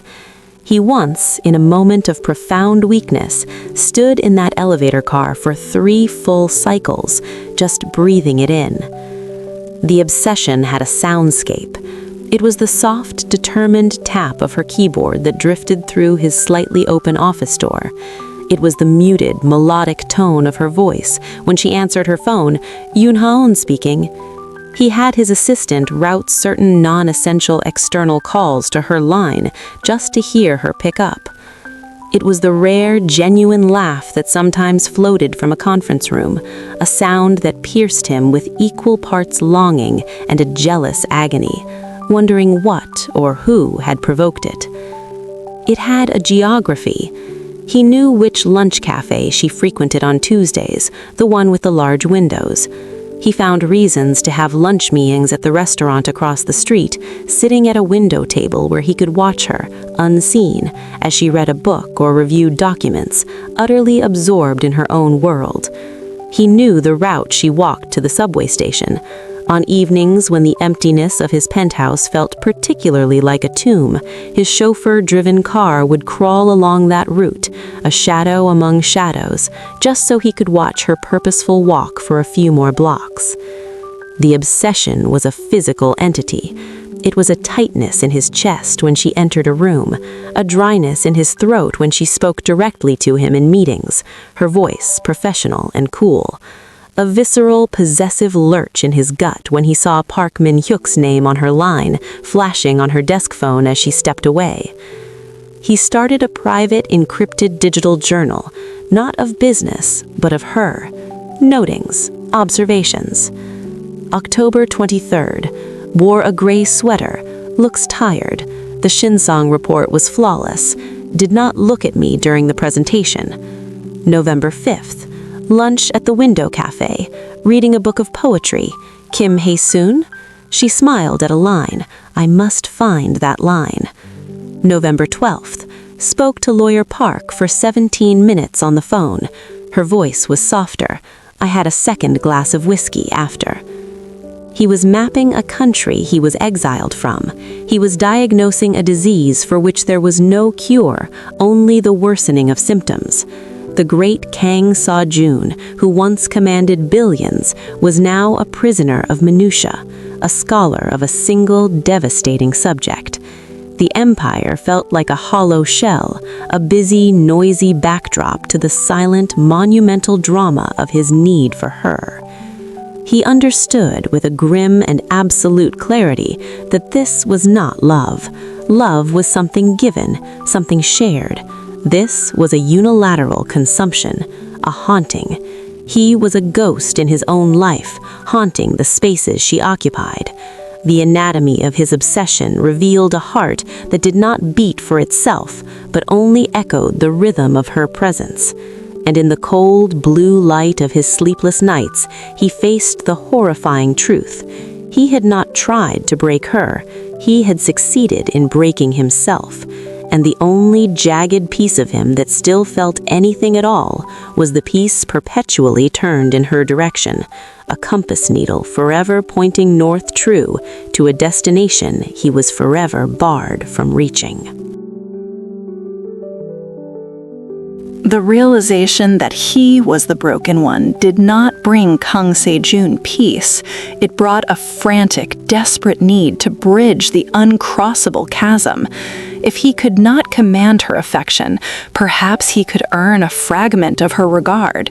If he could not speak the language of love, he would try to speak the language of understanding. He would speak to her soul in a dialect she could not ignore. Thus began the era of the gifts. Not jewels, not grand gestures, but targeted, devastatingly perceptive offerings aimed at the core of who Yoon Hae-un was. The first appeared on her desk on a Monday morning. No note, no card, just a small cloth-wrapped parcel. Inside, nestled in tissue paper, was a first edition of poet Kim Hae-soon's Avant-Garde of Solitude, the very collection he had seen her smile over in the cafe window. It was not a new copy. It was weathered, lovingly worn, with faint pencil annotations in the margins from a previous, thoughtful owner. It was a book that had been lived with. The gift said, "I see what moves you. I respect the mind that seeks this out." Hae-un stared at it, her fingers tracing the embossed title. It was not a gift from an admirer. It was a dispatch from a stalker of her spirit. It was intimate and intrusive.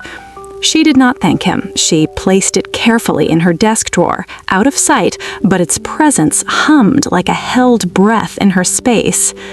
The second gift came a week later, delivered by a quiet courier to the Hua workshop addressed to her mother.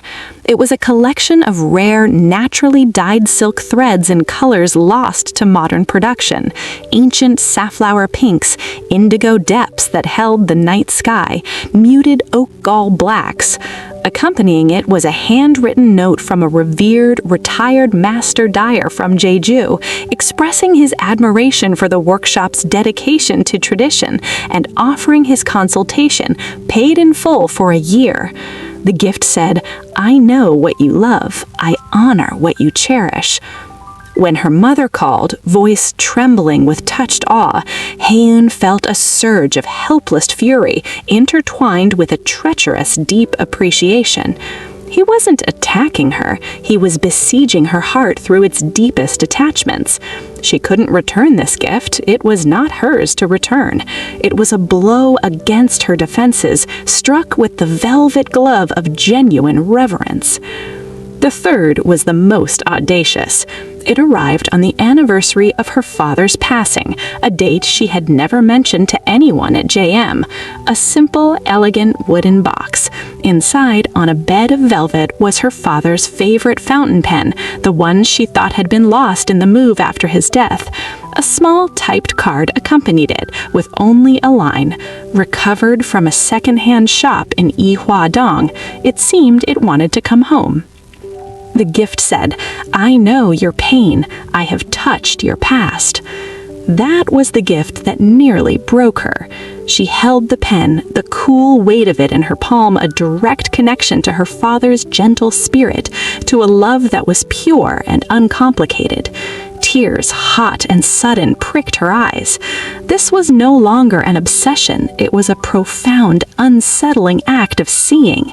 He had looked into the fabric of her life and had begun, thread by thread, to mend the very holes his own actions had helped to create. The cruelty of his early games paled in comparison to the devastating kindness of these targeted offerings. She could not remain silent. She marched into his office, the pen clutched in her hand, bypassing a startled Mr. Park.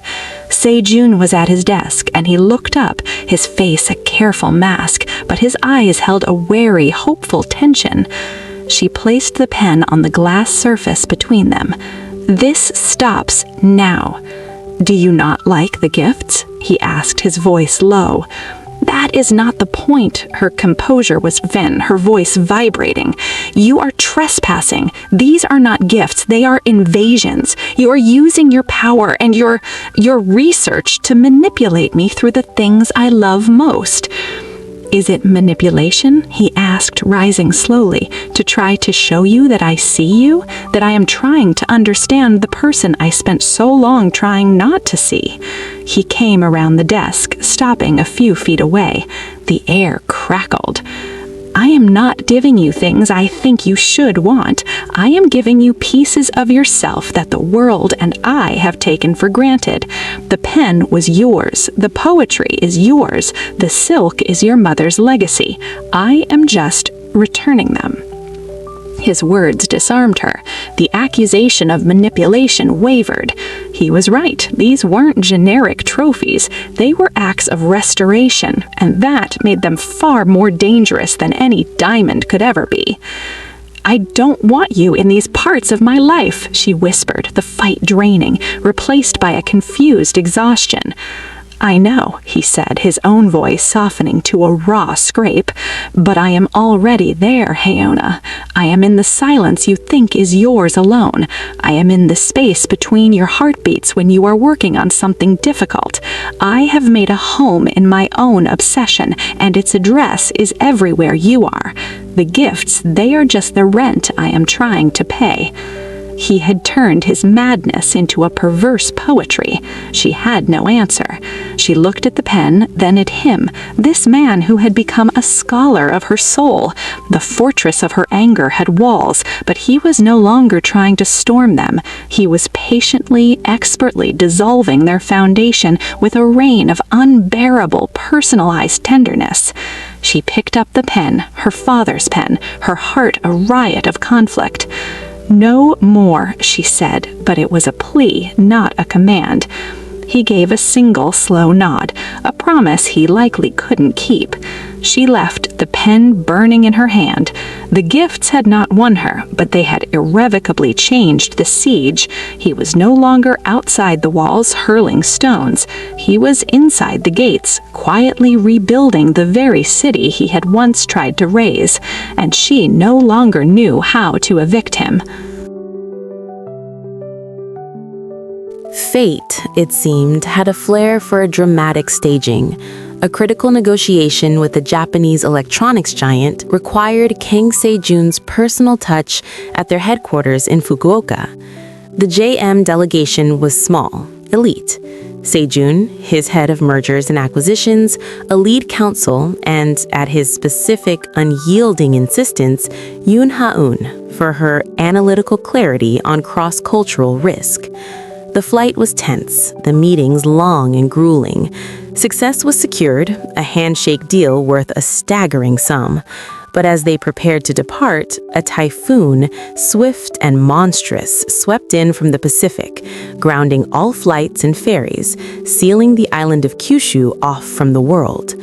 The only available refuge from the canceled flights and booked-out city hotels was a secluded, traditional ryokan nestled in the misty mountains, a place of serene hot springs and paper-screened doors, a world away from the glass towers of Seoul. It was a crucible of forced proximity, a beautiful, isolated cage. The storm raged outside, winds howling like tormented spirits, rain lashing the ancient wooden eaves. Inside, the atmosphere was a different kind of tempest. For Ha-eun, the situation was a trap of exquisite discomfort. There was no office to retreat to, no city to lose herself in. They were four souls in a shared space of tatami mats and shared silences. Se-jun was a contained storm himself, his presence a constant low-pressure system in every room. He watched her, not with the usual hungry intensity, but with a new, watchful stillness, as if observing a rare phenomenon in a controlled environment. The first night, a dinner was laid out in a private dining room overlooking a churning, obscured ravine. The conversation was stilted, professional. The lead counsel, sensing the unspoken history, excused himself early with a headache. The M&A head followed soon after, leaving the two of them with the wreckage of a kaiseki meal and the roar of the storm. The silence was a living thing. Ha-eun moved to rise, but Se-jun spoke, his voice barely audible over the rain. "Stay, please, just until the tea is finished." It was not a command, it was a request for a moment's ceasefire. She sat back down, her eyes on the dark window where their ghostly reflections hovered. "I haven't sent any more gifts," he said, a strange, conversational note in his voice. "I noticed. It's then difficult." She looked at him then. He was staring into his teacup, his profile etched with a weary honesty she hadn't seen before. The impeccable CEO was gone. Here was just a man, tired, isolated, and hopelessly entangled. "Why is it difficult?" she asked, against her better judgment. A faint, bitter smile touched his lips. "Because it was the only language I had left, the only way to speak to you without causing more damage. And you asked me to be silent." He finally met her gaze. "So now I am just a man in a storm, sitting across from the only calm he has ever known, with nothing to say that won't be a mistake." The raw vulnerability of the admission hung between them, more intimate than any gift.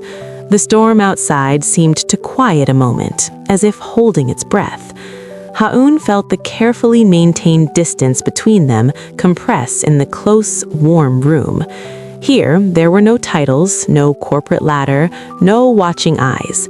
There was only the history they shared, vast and troubled, and the undeniable magnetic pull that had survived all of it. "You don't have to speak," she found herself saying, the words leaving her softly. "The silence, it's all right." He exhaled, a long, slow breath he seemed to have been holding for months. "It's not all right. The silence is where I hear it all. Every arrogant word, every cruel intention, every moment I failed to see you."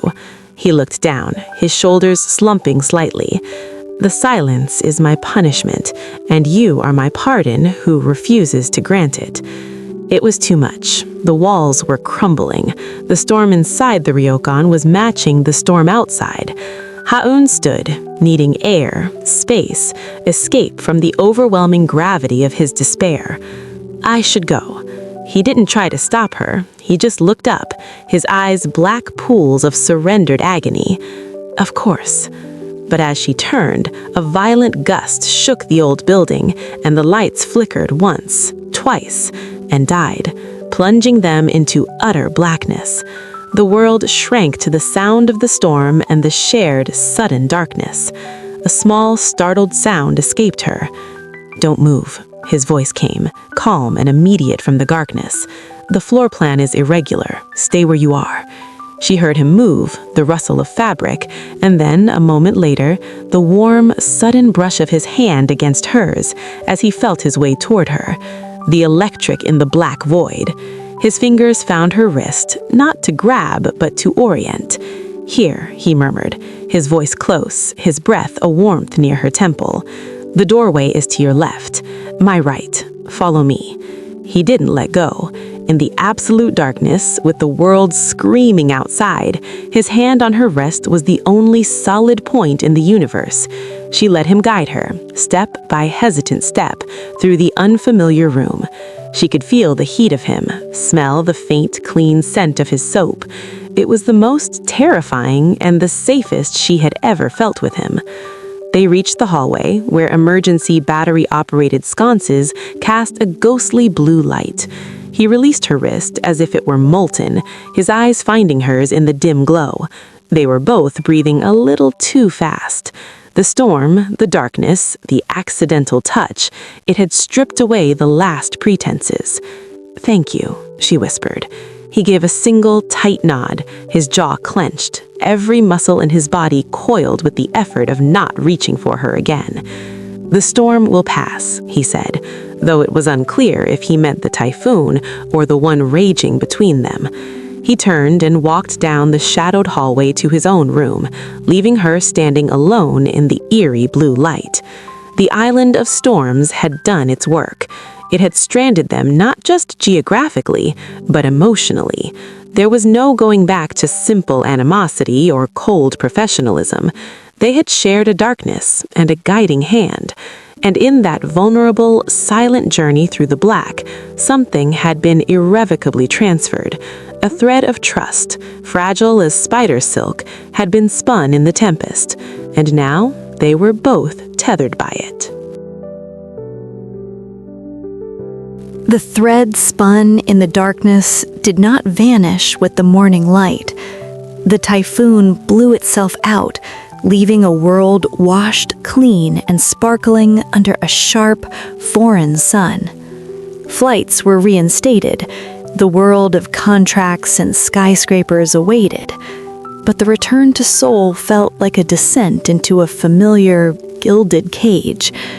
The haunting vulnerability of the ryokan, the warm anchor of his hand in the dark, clung to them both like a shared secret, a ghost in the machinery of their daily lives.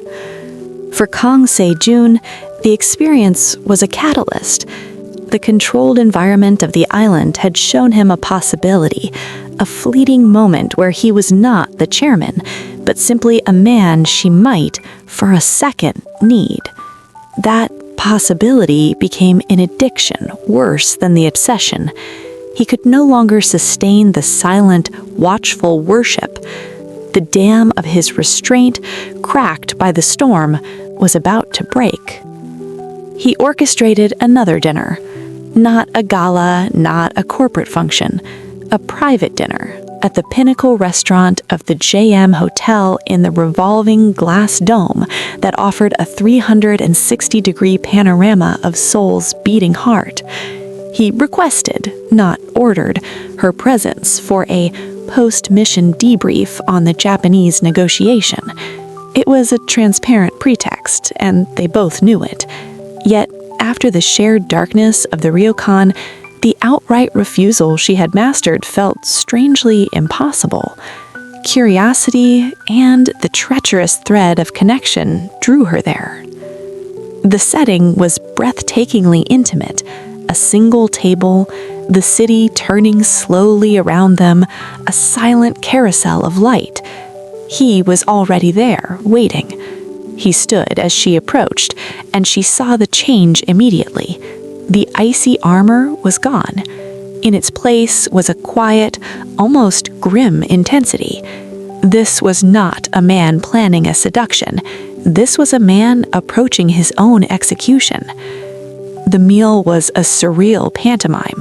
Exquisite dishes came and went, barely tasted. Polite, shallow conversation about the Fukuoka deal sputtered and died. The enormous, silent question in the room grew with every revolution of the floor. The city lights blurred into streaks of gold and white. Finally, as a decadent chocolate dessert, untouched, was placed between them, he could bear it no longer. He set his wineglass down with a sharp clink that echoed in the hushed space. "Why do you resist me?" The question was not angry, but pained, bewildered. "I have given you everything I am capable of giving. I have handed you my pride on a platter and watched you decline to break it. I have offered you my silence when it was the hardest thing I have ever done. I am standing before you with empty hands, Hana. What more do you want from me? What is left to take?" The use of her name, so soft and desperate, was a violation of their professional barrier, a plea from the man to the woman, not the CEO to the employee. Haun felt the world tilt. The panoramic city seemed to spin faster. "You think this is about taking?" she said, her voice low but fierce. "You didn't give me anything. You tried to give me my own life back as if it were yours to gift. You tried to give me your obsession as if it's a compliment. You don't give, Kang Se-jun. You are trying to possess. You tried to break me, and when you couldn't, you decided to own me instead. I am not a trophy for your collection." He stood then, the movement violent, his chair scraping back. The few other diners glanced over, then quickly away. "You think this is about ownership?" His voice was a raw, shattered thing. He came around the table, stopping just before her, a tremor running through his powerful frame. "Look at me," he implored, his eyes blazing with a truth he could no longer contain. "Look at what you've done." He took her hand, not in a grip of possession, but with a shocking gentleness, and pressed her palm flat against his chest, over his heart. The beat was a frantic, wild drum against her skin. "Do you feel that? That is not the heart of an owner. That is the heart of a slave. I can't sleep. I can't think. The sound of your voice from the hallway is the only thing that makes this organ beat in a rhythm that doesn't feel like dying. You have ruined me. Is that what you wanted? Revenge? You have it." His words were tumbling out now, a flood breaking through the last levee. "Now what will you do with me?" The confession was absolute. It was the surrender of a sovereign, the unconditional white flag of a man who had fought a war against his own heart and lost. He was not claiming her. He was handing her the keys to his ruin and asking her to decide his fate. Haun's hand was trapped against the heat of his chest, feeling the violent, living proof of his words. Her own heart hammered in a frantic echo. She saw it all, the torment, the genuine world-ending need, the absolute abdication of his power. The anger she had nurtured as a shield nulted in the face of this nuclear honesty. He was not the cruel CEO anymore.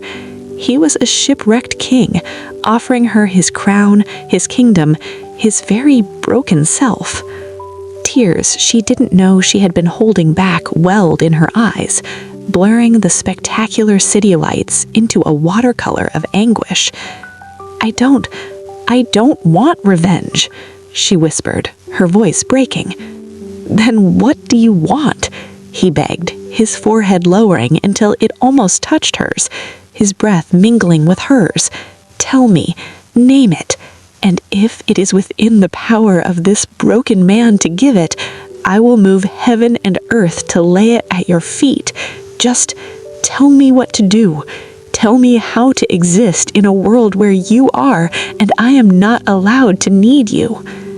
It was the ultimate question, the question that held the power of life or death over the strange, twisted love that had grown between them. What will you do with me?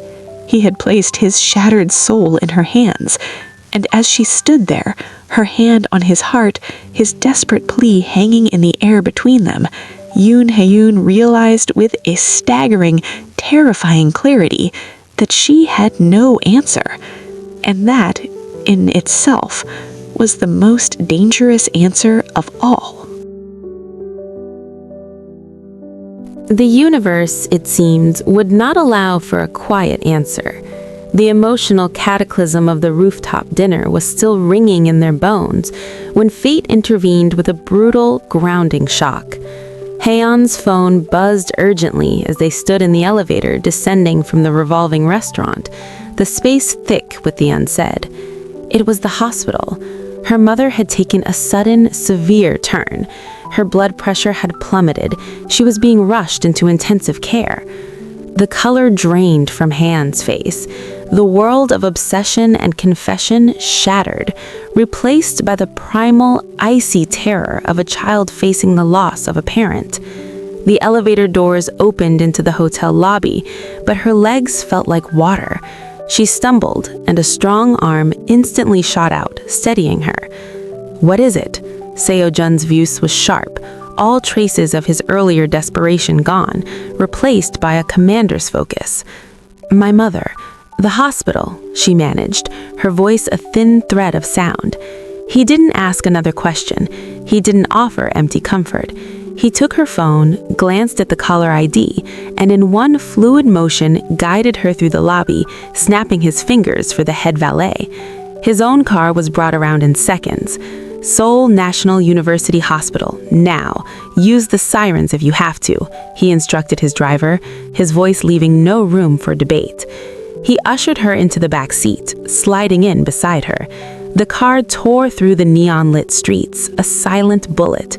Haeyeon sat rigid, hands clenched in her lap, staring unseeing at the blur of the city.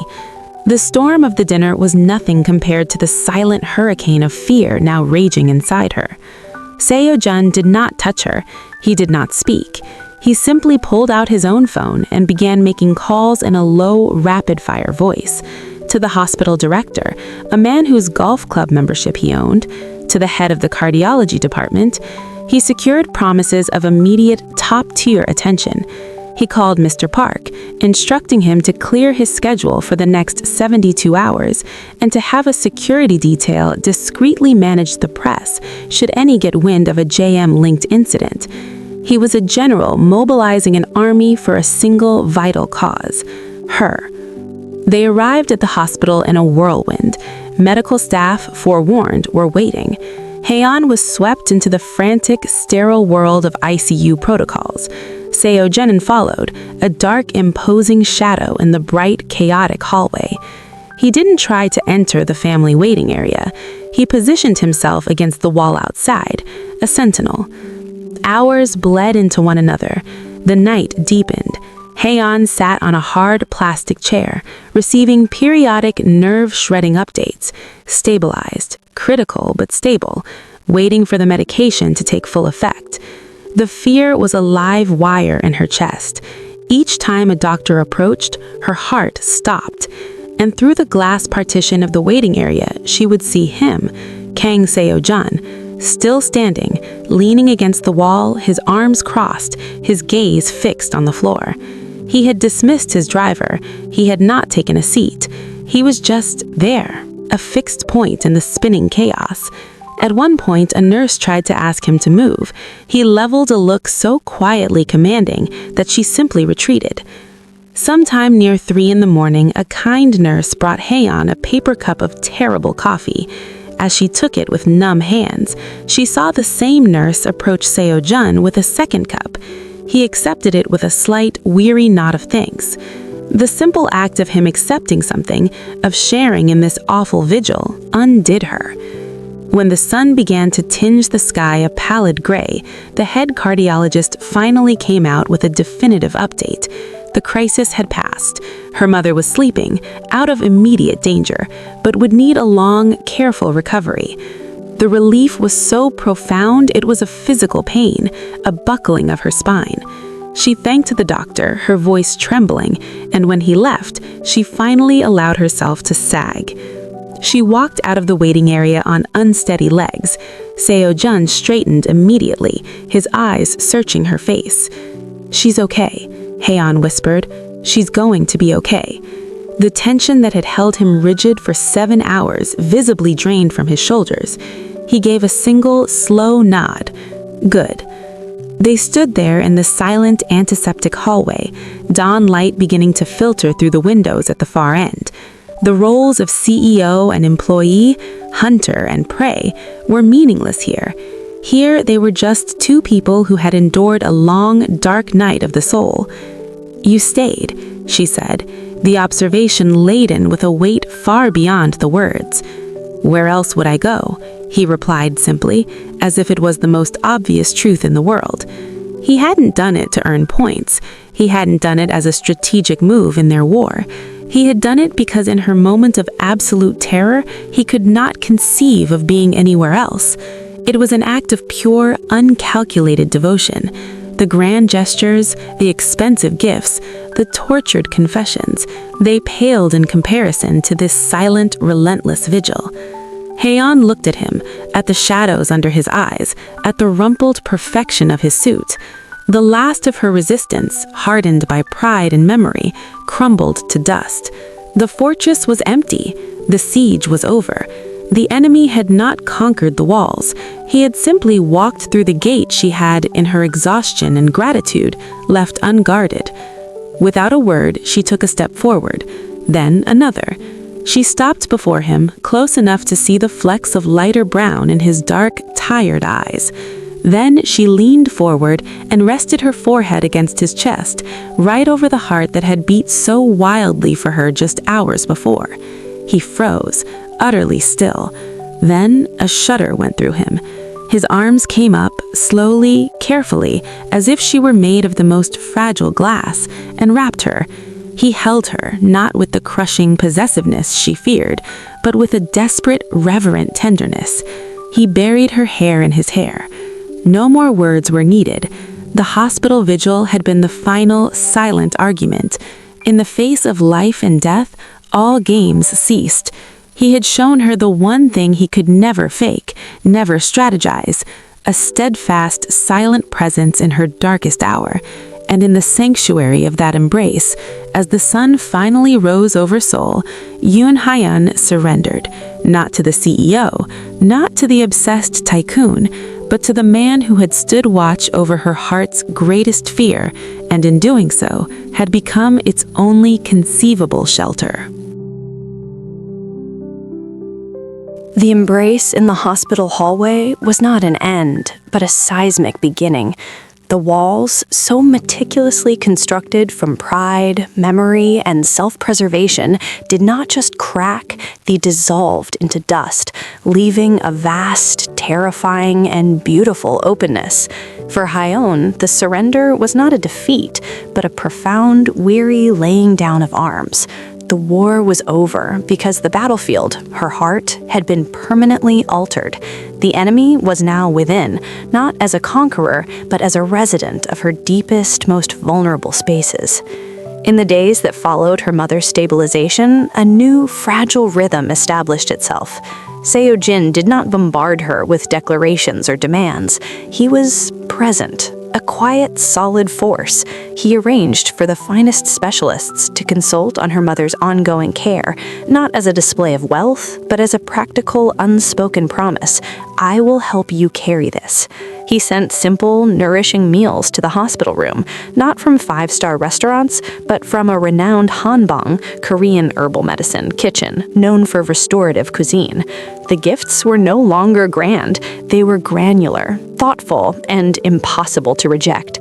He visited the hospital himself once, not in the ICU, but later when her mother was moved to a private recovery suite. He stood in the doorway, a bouquet of simple, elegant white chrysanthemums in hand, flowers symbolizing longevity and recovery in Korea. Hyun's mother, frail but with eyes that missed nothing, looked from the imposing, elegantly weary man to her daughter's softened, watchful face. "Ama, this is Chairman Kang Seo-jin from my company." Hyun's voice was careful. Her mother's gaze was gentle but penetrating. "The one who paid the debts," she stated softly, not a question. Seo-jin bowed deeply, a gesture of respect that was startling in its humility. "I am, Ajumoni. An action I now understand was an overstep. I am here only to pay my respects and to wish you a swift recovery." Hyun's mother studied him for a long moment, then gave a slow, accepting nod. A man who knows he has overstepped is already on a better path. "Thank you for the flowers. They are very beautiful." It was a quiet, profound absolution from the one person whose opinion mattered most to Hyun. When he left, the air in the room felt different, lighter. For Seo-jin, the collapse of her walls was not a signal to advance, but a mandate for a new kind of discipline. The obsessive hunger was tempered, transformed into a ferocious, quiet protectiveness. He watched her, not with predatory intent, but with a near reverential attention to her needs. He learned to read the subtle signs of her exhaustion, the tiny frown of worry, the way she would absently massage her temple after a long day at the hospital, followed by work. He began to leave small things on her desk: a single packet of high-grade ginger tea for nausea from stress, a heated neck pad that plugged into a USB port, a note with just the name of a quiet park near the hospital where she could walk for 10 minutes of air. He was deconstructing his own tyranny brick by brick and rebuilding himself as a man of service to her. The power dynamic had not just shifted, it had inverted and then dissolved into something else entirely, a partnership of silent, mutual understanding. One evening, a week after the crisis, Hyun returned to her apartment late. The emotional and physical fatigue was a lead weight in her bones. As she pushed open her door, she stopped. On the small entry table, where there was usually just a key dish, sat a single, perfect baksungi pear, polished to a pale gold sheen, beside a thermos. A handwritten note in her now familiar, decisive script lay next to it. "The pear is for your throat. The tea is for your sleep. It has no caffeine. Do not work tonight. Rest. S.J." It was so simple, so undeniably purely kind. It was the final stone that broke the dam inside her. She didn't cry. She picked up the pear, its cool, smooth skin a comfort against her palm. She poured the fragrant, floral tea into a cup and sat in the dark of her living room, looking out at the city. The walls were gone. The fortress was open to the sky, and she was not afraid. She picked up her phone. Her fingers hovered over the screen. This was the line, the final, irrevocable step. Once crossed, there was no returning to the old world of resistance. She typed a single message, her heart pounding a rhythm of terrified certainty. "The tea is perfect, thank you." She sent it. The response was immediate, as if he had been holding his phone, waiting in his own silent, distant fortress. "You're welcome." A moment later, another message arrived. "May I call you?" Not a demand, a request, permission sought for entry into this new, wall-less country they were founding. Hyun took a deep breath, the scent of the tea rising around her like a promise. She typed her reply, a single word that felt like the beginning of everything and the end of everything she had once known. "Yes." The phone rang seconds later. She answered, bringing it to her ear, saying nothing. On the other end, she heard her breath, a slow, steady sound in the quiet. He didn't speak for a long moment. Then his voice, rough with emotion and a tenderness that shook her to her core, finally came. "Hyuna." Just her name, but in that one word, spoken with that tone, she heard it all. The apology, the devotion, the longing, the promise, the surrender. It was a universe. "Seojinshi," she whispered back, granting him the intimacy of his name in return. And in that simple, profound exchange, amidst the quiet of their separate spaces connected only by a voice in the dark, the new world was born. The walls had collapsed, and in the open, vulnerable expanse they left behind, something tender, real, and terrifyingly powerful began at last to grow. Permission granted, the world reshaped itself around a new, fragile axis. The phone call that night was not a conversation of grand romance, but of quiet, profound reacquaintance. They spoke of small things, the quality of the tea, the progress of her mother's physical therapy, the relentless, petty pressure of an upcoming board meeting. They did not speak of the past. They did not speak of love. They simply existed in each other's auditory space, two wounded animals learning to share a den without snapping. It was more intimate than any confession. This became their new ritual, nightly calls, sometimes long, stretching into the quiet hours, filled with the comfortable silence of two people who no longer needed to fill the space with noise. Sometimes brief, just a "I'm home" and a "sleep well." The digital thread between them became a lifeline, weaving a new tapestry over the torn fabric of their history. But the physical world remained a landscape of charged potential. In the office, a new dance began. He no longer summoned her without cause. He would look up as she entered a meeting, their eyes meeting across the table, a silent, electric acknowledgement that held none of the old challenge, only a deep, unsettling warmth. He began to say thank you when she handed him a report, a simple phrase he had rarely used before, and never with her. It was a revolution in increments. She, in turn, stopped bracing for impact when she saw him. The defensive hunch of her shoulders softened. Once, she brought him a corrected contract, and as he took it, his fingers brushed against hers. A year ago, it would have felt like a calculated violation. Now, it was a spark that traveled up her arm and settled, warm in the center of her chest. She did not pull away. Neither did he. The contact lingered for a heartbeat too long before the world rushed back in. The inevitable culmination came on a rainy Thursday. Her mother was being discharged. The logistics were complex. Home care arrangements, medication schedules, transportation. Sejun had, of course, silently facilitated it all. A specially outfitted van, a reputable part-time nurse vetted by his own family's position. Hyun was overseeing the final discharge paperwork at the hospital, a tangle of relief and lingering anxiety. He appeared in the doorway of the administration office. He hadn't said he was coming. He stood there in a dark coat beaded with rain, having clearly dismissed his driver and walked from wherever he'd parked. He looked less like a CEO and more like a man who had rushed to be somewhere important. "Is it done?" he asked, his voice low. "Almost," she said, her own voice tight with a sudden, overwhelming swell of emotion, gratitude, fatigue, and the sheer, daunting reality of the love she could no longer deny. He nodded and waited, a patient, solid presence while she signed the last form. When she finally turned to him, the folder clutched to her chest like a shield. She saw the rain glistening in his hair, the concern etched in the lines around his eyes. The last of her strength left her.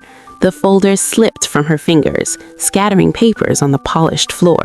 With a soft curse, she bent to gather them, but he was already there, kneeling on the linoleum beside her. They gathered the pages together, their hands moving in the small space, their heads close. The scent of rain and him, soap and cold air, and something uniquely, essentially Sejun, filled her senses. As they placed the last page back in the folder, their hands stilled, resting atop the papers. He looked at her. She looked at him. The hospital noises faded into a distant hum. Here, on the floor of a brightly lit office, with the rain streaking the windows behind him, there was nothing but his face, his eyes holding hers with the question that had been burning between them for months. "I'm so tired," she whispered, the admission a surrender of its own. "I know," he murmured. He lifted his hand, slowly, giving her chance to pull away. He brushed a stray strand of hair from her cheek, his touch feather-light, a reverence. His thumb traced the faint, weary shadow under her eye. "You don't have to be strong alone anymore." not with this. It was the permission she hadn't known she needed. A tear, born of exhaustion and the unbearable tenderness in his touch, escaped and traced the hot path down her cheek. He caught it with his thumb, his own eyes shimmering with an answering emotion. "I'm so sorry," he breathed, the words meant for everything, for the tears, for the fatigue, for all the pain that had come before. "Hyun-ah, I am so sorry." And then he kissed her.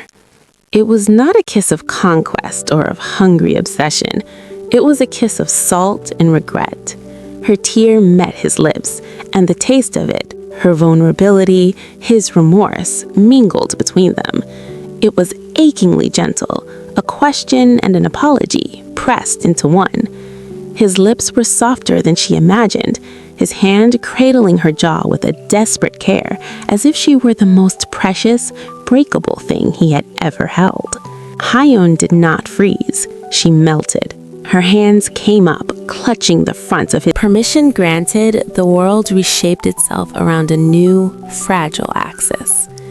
The phone call that night was not a conversation of grand romance, but of quiet, profound reacquaintance. They spoke of small things, the quality of the tea, the progress of her mother's physical therapy, the relentless, petty pressure of an upcoming board meeting. They did not speak of the past. They did not speak of love. They simply existed in each other's auditory space, two wounded animals learning to share a den without snapping. It was more intimate than any confession. This became their new ritual, nightly calls, sometimes long, stretching into the quiet hours, filled with the comfortable silence of two people who no longer needed to fill the space with noise. Sometimes brief, just a "I'm home" and a "sleep well." The digital thread between them became a lifeline, weaving a new tapestry over the torn fabric of their history. But the physical world remained a landscape of charged potential. In the office, a new dance began. He no longer summoned her without cause. He would look up as she entered a meeting, their eyes meeting across the table, a silent, electric acknowledgement that held none of the old challenge, only a deep, unsettling warmth. He began to say thank you when she handed him a report, a simple phrase he had rarely used before, and never with her. It was a revolution in increments. She, in turn, stopped bracing for impact when she saw him. The defensive hunch of her shoulders softened. Once, she brought him a corrected contract, and as he took it, his fingers brushed against hers. A year ago, it would have felt like a calculated violation. Now, it was a spark that traveled up her arm and settled, warm in the center of her chest. She did not pull away. Neither did he. The contact lingered for a heartbeat too long before the world rushed back in. The inevitable culmination came on a rainy Thursday. Her mother was being discharged. The logistics were complex. Home care arrangements, medication schedules, transportation. Sejun had, of course, silently facilitated it all. A specially outfitted van, a reputable part-time nurse vetted by his own family's position. Hyun was overseeing the final discharge paperwork at the hospital, a tangle of relief and lingering anxiety. He appeared in the doorway of the administration office. He hadn't said he was coming. He stood there in a dark coat beaded with rain, having clearly dismissed his driver and walked from wherever he'd parked. He looked less like a CEO and more like a man who had rushed to be somewhere important. "Is it done?" he asked, his voice low. "Almost," she said, her own voice tight with a sudden, overwhelming swell of emotion, gratitude, fatigue, and the sheer, daunting reality of the love she could no longer deny. He nodded and waited, a patient, solid presence while she signed the last form. When she finally turned to him, the folder clutched to her chest like a shield. She saw the rain glistening in his hair, the concern etched in the lines around his eyes. The last of her strength left her. The folder slipped from her fingers, scattering papers on the polished floor. With a soft curse, she bent to gather them, but he was already there, kneeling on the linoleum beside her. They gathered the pages together, their hands moving in the small space, their heads close. The scent of rain and him, soap and cold air, and something uniquely, essentially Sejun, filled her senses. As they placed the last page back in the folder, their hands stilled, resting atop the papers. He looked at her. She looked at him. The hospital noises faded into a distant hum. Here, on the floor of a brightly lit office, with the rain streaking the windows behind him, there was nothing but his face, his eyes holding hers with the question that had been burning between them for months. "I'm so tired," she whispered, the admission a surrender of its own. "I know," he murmured. He lifted his hand, slowly, giving her chance to pull away. He brushed a stray strand of hair from her cheek, his touch feather-light, a reverence. His thumb traced the faint, weary shadow under her eye. "You don't have to be strong alone anymore." For a handful of stolen, sun-drenched weeks, they existed in a bubble of nascent, fragile bliss. It was a world of whispered phone calls that now ended with, "Sleep well, my love," of clandestine, tender touches in the empty elevator between floors, of lunches shared not in corporate dining rooms, but in hidden, sunlit corners of city parks, where he was just a man named Sejun, and she was just Han. He learned to smile, a real, unguarded smile that transformed his face, making him look younger, lighter. She learned to lean, to let someone else share the weight she had carried alone for so long. The obsession had refined itself into a devoted, awestruck love. It was a secret garden they tended with exquisite care, believing themselves safe behind its high, hidden walls. But in the world of Kang Sejun, secrets were currency, and Choi Yuri was a master banker. Her polished exterior had cracked, revealing a core of festering, venomous jealousy. She had seen the change in him, the softened edges, the distracted air, the way his eyes tracked Yoon Hoon with a possession that had nothing to do with professional interest. The woman she considered a temporary stain on his ledger had become the ink with which he was rewriting his life, and Yuri would not be erased. Her weapon was not a confrontation, but a meticulously planted seed of ruin. She had allies, resentful mid-level executives Haeun's rapid merit-based rise had bypassed. Through a series of calculated whispers, falsified digital trails, and the exploitation of a real, minor security breach in the JM servers from months prior, Yuri constructed a masterpiece of corporate treachery. It broke on a morning that had begun in perfection. Sejun had left Haeun's apartment at dawn, his kiss a promise of a quiet dinner later. By 10 a.m., the storm hit.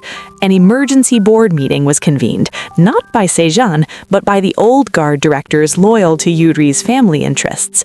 The evidence was presented with cold, theatrical flair. Internal financial projections for the Bruken deal, identical to those in a rival firm's recent, suspiciously competitive bid. Digital logs, cleverly doctored, showed Haeun accessing and transmitting the files to an encrypted server during the late hours she often worked alone. The timestamps aligned with the period of her mother's medical crisis, painting a picture of a desperate employee selling secrets to fund her personal burdens. It was a narrative tailor-made to destroy both her credibility and Sejun's judgment. The boardroom, once a place where Haeun had earned respect, became a tribunal. The stares were no longer of admiration, but of cold, betrayed contempt. Sejun sat at the head of the table, his face a mask of granite. Inside, a civil war raged. Every cell in his body screamed her innocence. He knew her character, the unshakable integrity that was her spine. But the evidence was damning, crafted with an insider's knowledge of JM systems. To defend her blindly would look like the ultimate folly of an obsessed leader, risking his own position and the stability of the company. The king was in check. Yuri, seated demurely among the directors, watched him with the serene gaze of a cat who has cornered a bird. She said, her voice dripping with false sympathy, "The breach is a grievous security failure, but a personnel issue. The chairman's close working relationship with the employee in question has clearly clouded his objectivity. For the good of JM, this must be handled with impartial severity." The message was clear: throw her to the wolves or be devoured alongside her. Haeun was summoned. She entered the lion's den, sensing the poisonous atmosphere instantly. Her eyes found Sejen's, seeking an anchor. His gaze met hers, and in it she saw not reassurance, but a tortured, trapped anguish. It was the first time since the hospital that he had looked at her with something other than unwavering certainty. The lead accuser, a Weasley VP indebted to Yuri's family interests, laid out the charges. Haeun listened, her blood turning to ice. She denied it, her voice clear and firm, explaining the contextual flaws in the data. But against the fabricated proof, her words sounded like the desperate pleas of a caught traitor. She looked to Sejen, waiting for him to speak, to dismantle the lies, to be the fortress he had promised to be. The silence stretched, thick and suffocating. Finally, he spoke, his voice devoid of all emotion, a CEO pronouncing a sentence. Given the gravity of the evidence, Yoon Hoon is suspended effective immediately, pending a full external investigation. All access is revoked. The words were a physical blow. She felt the air leave the room. He had not condemned her, but he had not saved her. He had chosen the company. In his eyes, she saw the apology, the agony, but it was too late. The trust, so newly woven, snapped with an audible twang in her soul. Yuri's triumph was a subtle curve of her lips. Haeun stood, her posture regal even in devastation. She looked at Sejen not with hatred, but with a profound, chilling disappointment that cut deeper than any anger. She said, her voice eerily calm, "I understand." Then she turned and walked out, leaving behind the kingdom, the garden, and the man who had built his throne on the very ice that had just given way beneath her. Alone, in the sudden, violent quiet of her suspension, the poisoned triumph was complete. Yuri had won the battle. She had turned Sejan's love into Haeun's prison, and his protection into her public abandonment. The sweet, secret world was shattered, replaced by the bitter taste of betrayal, and the cold reality that in the end, when forced to choose, Sejan's first love would always be the Empire, and Haeun was left to pick up the pieces of a heart that had dared to believe otherwise. The world after the suspension was a monochrome wasteland for Kang Se-jun. The victory Yuri had engineered was a crown of thorns, drawing blood with every thought. He had moved in that boardroom not as a lover, but as a CEO conditioned from birth to protect the institution above all else. It was a reflex, a muscle memory of sovereignty, and in exercising it, he had fatally wounded the only thing that had ever given that sovereignty meaning.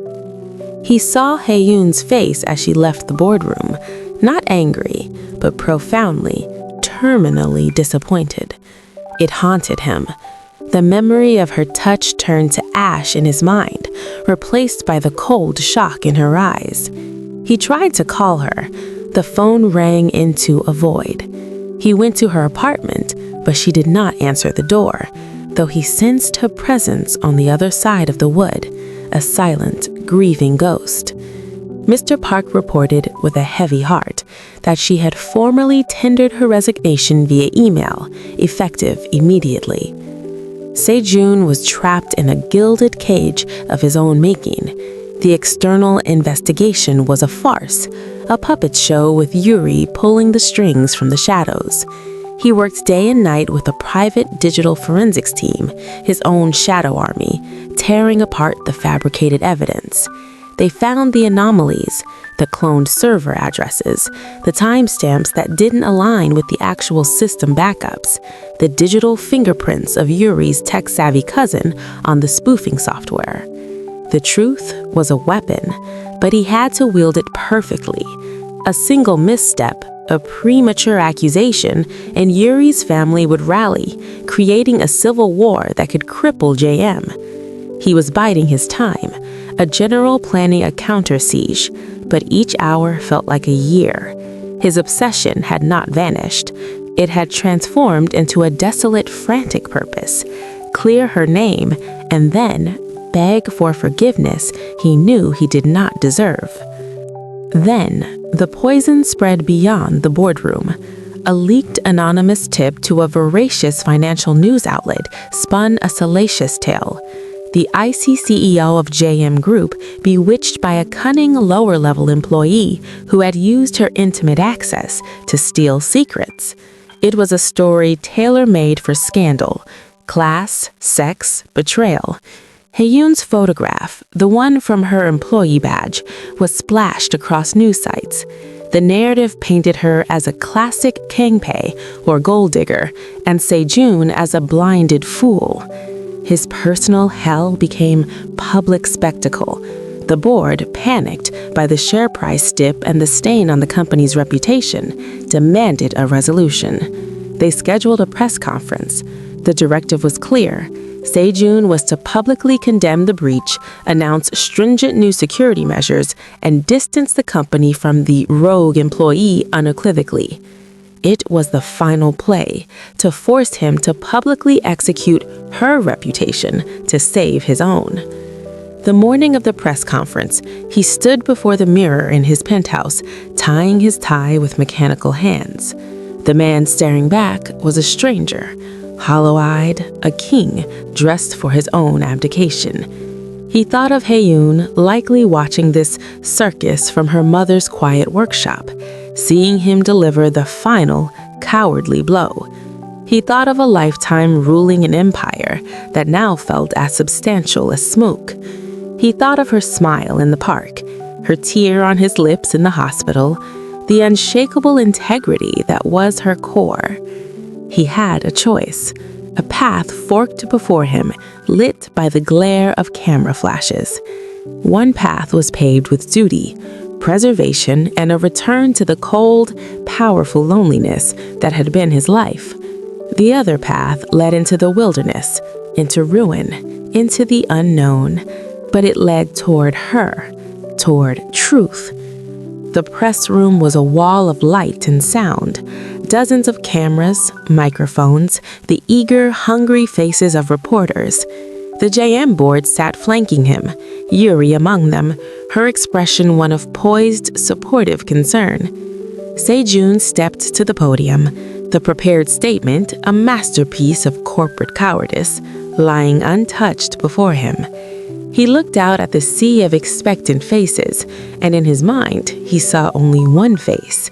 He took a slow, deep breath, the air tasting of ozone and finality. Ladies and gentlemen of the press, he began, his voice firm, carrying through the silent room. You are here today because of a lie. A ripple went through the crowd. The board members shifted uneasily. The security breach at JM Group was not committed by Yoon Ha-yeon-si. He spoke her name clearly with respect, dismantling the anonymous rogue employee narrative instantly.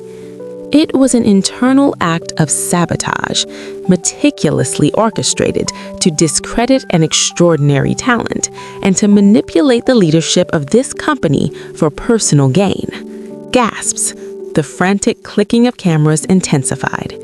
Yuri's face went pale, her perfect mask slipping into stark, frozen terror. Sejun continued, his gaze now fixed in the middle distance, speaking not to the reporters, but to Haeyoon, wherever she was. I have failed. I failed as a CEO by allowing this malice to fester within our walls. I failed as a man by not standing unequivocally beside someone of unimpeachable character when she was most vulnerable. In trying to protect the institution, I betrayed its most valuable asset, its integrity.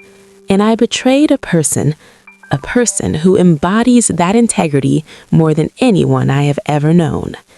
He reached into his jacket pocket and pulled out a single white envelope. Therefore, effective immediately, I am resigning as chairman and CEO of JM Group. I will provide the board and the authorities with all evidence I have gathered on the true culprit of this scheme. My sole focus now is on ensuring the truth is known and on apologizing to the one person my failure has hurt the most. Pandemonium erupted, shouted questions, flashing lights, the board members surging to their feet in protest. Yuri was hurried away by aides, her face a mask of utter ruin. But Sejun saw none of it. He had thrown away his kingdom. He had chosen the wilderness. He had chosen her. In the blinding, chaotic glare, he felt a weight lift from his soul, a cold, ancient armor clattering to the floor. He was no longer a king. He was just a man who had finally learned that some things, some people, are worth more than any crown. And as he turned and walked away from the podium, leaving the uproar behind him, he took his first step into a terrifying, unknown future, guided only by the desperate hope of a single fragile possibility: her forgiveness. The aftermath of the press conference was a silent, seismic shockwave. In the polished corridors of JM Group, power structures dissolved and reformed in a frantic, hushed scramble. Kang Se-jun was no longer a titan. He was a subject of scandal, analysis, and awe. His resignation was a self-inflicted wound that left the business world reeling. But for the man himself, walking out of the corporate fortress for the last time, the silence was not one of defeat, but of profound, terrifying peace. He had gambled everything on a single, unwavering truth: Yoon Ha-eun. For Ha-eun, watching the press conference from the back room of the Hwa workshop, surrounded by the comforting ghosts of silk and thread, it was an emotional cataclysm. She saw the steely resolve in his eyes as he named her with respect. She heard the crack in his voice, the raw admission of failure that was more valuable to her than any grand defense. She witnessed him detonate his own life live on national television to clear her name. The betrayal of the boardroom was cauterized in that instant, replaced by a storm of conflicting emotions: staggering gratitude, residual hurt, and a deep, aching understanding of the monumental cost he had just paid. He did not come to her that day or the next. He understood she needed space to process the tsunami he had unleashed. Instead, he sent a single message through Mr. Park, who had resigned in quiet solidarity. The truth is public. The evidence is with the prosecutors. You are free. I am here when or if you are ready. I will wait.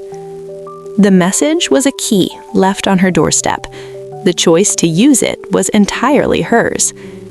Days passed. The news cycle churned, dissecting the fall of a king and the exoneration of the woman he had brought down with him.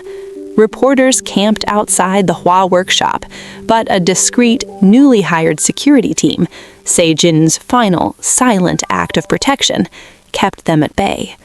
Ha-eun tended to her mother and to the delicate silks, her mind awhirl. She understood the calculus of his choice now. In the boardroom, he had chosen the institution out of a lifetime of conditioned reflex. Before the cameras, he had chosen her, not as a romantic gesture, but as a moral imperative. He had chosen truth over power. He had chosen to become the man she had always seen he could be, even when he was at his worst. That realization was the foundation upon which everything else had to be built.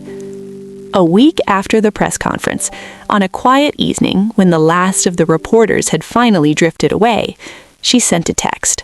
not to the number she knew was his, but to Mr. Parks. "Tell him to meet me at the park, the one with the willow tree by the pond, tomorrow, sunset." The next evening, she arrived first. The park was nearly empty, the sky streaked with the dying embers of the day. She stood under the willow, its trailing branches a gentle curtain. She saw him approach from a distance. He walked differently, not with the conquering stride of a CEO, but with the measured pace of a man who has shed a great weight. He wore simple, dark clothes. He looked, for the first time, like just a man, a handsome, weary, profoundly vulnerable man. He stopped a few feet away, his hands in his pockets, his eyes drinking her in with a reverence that made her breath catch. "Hauna," he said, her name a prayer on the cool evening air. "Sejunsi," she replied, the formal suffix a tiny, deliberate distance. He accepted it with a slight nod. "Thank you for coming." They stood in silence for a moment, the unsaid history between them as tangible as the willow branches. "You didn't have to do that," she said finally, her voice soft. "Resign. You could have fought with From Within." "I did have to," he answered, his gaze steady. "The institution was the weapon used against you.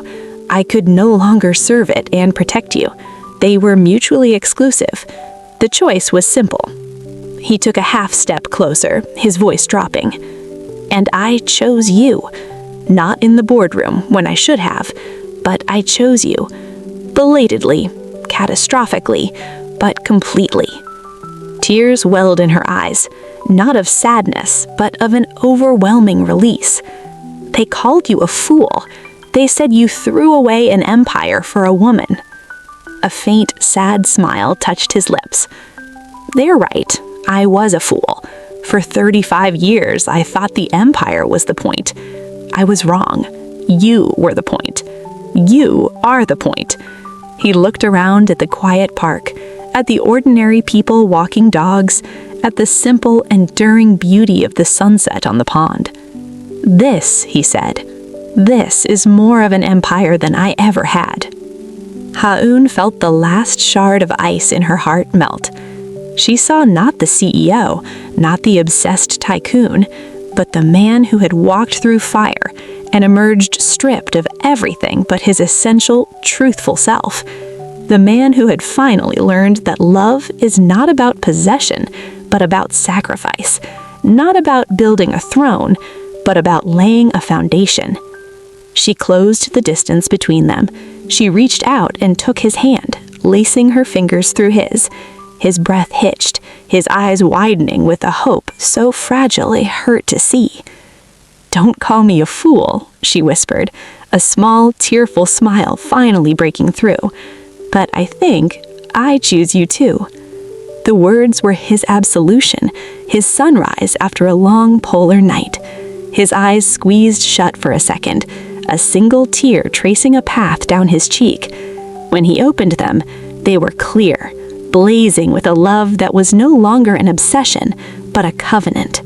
He didn't kiss her, not yet. He simply raised their joined hands and pressed his lips to her knuckles, a vow of fealty. "Then we start from here," he murmured against her skin, "with nothing but our names and this truth. We build something new, not a company, a life." The foundation of two was laid not in stone or steel, but in sacrifice and choice, in public ruin and private understanding. Under the weeping willow, as the last light faded, they stood hand in hand, no longer CEO and employee, hunter and prey, but simply Sejun and Haun, two souls scarred and redeemed, standing on the bare, fertile ground of a future they would build together, from scratch. For the first time, they were not defined by what they owned or what they had overcome, but by what they had chosen, each other. The year that followed was one of quiet, profound reconstruction. Kang Se-jun and Yoon Ha-eun became architects of a new reality, one built not on the ruins of JM Group, but on the fresh, unpaved ground of their own design. With the settlement from his departure, a sum he accepted not as a payoff, but as seed capital for their future, they founded a modest venture capital firm. Its mandate was simple and revolutionary for a man of his former cutthroat world: to fund ingenuity with ethics, to seek out startups led by passionate visionaries, particularly women and those in undervalued fields like sustainable technology and heritage crafts. They named it Irumi Ventures, Thread Ventures, a nod to her world of silk and to the fragile, strong connection that had woven their lives together. Their office was not in a glass tower, but in a renovated hanok in Insadong, with a view of the Wa workshop across the narrow street. Se-jun learned to brew coffee in a simple pot, to answer his own phone, to find satisfaction not in billion-won deals, but in the grateful, determined eyes of a young inventor they'd just backed. He was happier than he had ever been. The sharp, cold lines of his face softened. He laughed more, a genuine, rumbling sound that seemed to surprise even him. Ha-eun, meanwhile, blossomed with a power that was entirely her own. She was the firm's strategic heart and moral compass.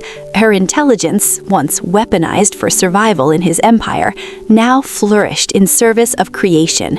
She had a preternatural gift for seeing the potential in people, for untangling complex business models with elegant simplicity. She became known in this new, smaller ecosystem not as the woman from the scandal, but as Yoon Sajangnim, President Yoon, a force of calm, incisive wisdom. Their love was the quiet, sturdy engine of it all. It was not the dramatic, obsessive fire of before, but a deep, steady burn, a mutual respect that had been earned through trial by fire. They worked side by day, and in the evenings, they would walk through the old neighborhood, often stopping to help her mother in the workshop, Se-jun's large, careful hands learning to handle delicate silks under the amused guidance of the woman who now called him Se-juna. Spring arrived, painting Seoul in pale pink and green. The cherry blossoms along the path at Namsan were in full, breathtaking bloom, a transient tunnel of delicate beauty. Se-jun suggested a walk one evening, his tone casual, but Ha-eun sensed a current of quiet intensity beneath it. They walked slowly under the celestial canopy of blossoms, petals drifting down like perfumed snow. The air was soft, carrying the scent of flowers and distant city life. They spoke of little things, a new textile startup in Jeonju they were considering, her mother's latest design, the stubborn stray cat that had adopted their Hanok courtyard. The familiar, comfortable ease between them was its own kind of poetry. He guided her off the main path to a quieter, small clearing overlooking the city where a single, ancient cherry tree stood in majestic solitude, its branches creating a private, pink-hued chapel. The last of the evening sun filtered through the blossoms, casting everything in a warm, golden pink light. Here, he stopped. He turned to face her, taking both of her hands in his. His expression was serious, but his eyes held a profound peace she had never seen in the early days. "A year ago," he began, his voice low and intimate, "I stood before cameras and confessed my greatest failures to the world. Today, I want to stand before you under these blossoms that remind us how beautiful fleeting things can be and confess my greatest hope." Her heart began a slow, heavy rhythm against her ribs. "My life with you in the Hanok, building Irumi, sharing barley tea and simple walks, that is my empire. Will you be my partner in it? Not just in business, but in everything, forever. Yoon Ha-eun, will you marry me?" There were no grand declarations of obsessive need, no desperate pleas. This was a proposition between equals, an invitation to a shared, chosen future.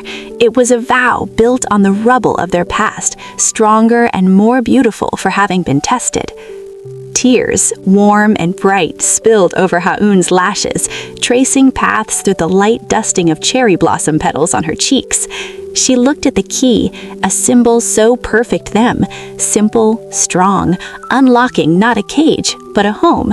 She looked at his face, open and hopeful, the face of the man she had fought, understood, forgiven, and irrevocably loved. She didn't hesitate. She took the key from his palm, its cool metal a tangible promise. Then she reached up, her hands framing her beloved face, and pulled him down to meet her kiss. It was a kiss of promise, of spring, of a future written in petals and shared purpose. When they parted, she rested her forehead against his, the key clutched tightly in her hand between their hearts. "Yes," she whispered, the word a sigh of absolute certainty. "Yes, Seiduna, my answer is yes." Under the cherry blossoms, as the sun set and the petals fell like a blessing, the king and the queen of their own small, perfect kingdom sealed their covenant. It was not an ending, but a glorious, blooming beginning. The thread of their destiny, once tangled and torn, was now woven into a pattern more beautiful than either could have ever imagined alone. The key was not placed on a chain. Hae-eun had it threaded onto a fine, braided cord of silk, dyed the deep, serene blue of a twilight sky, a color she had mixed herself in the Hwa workshop.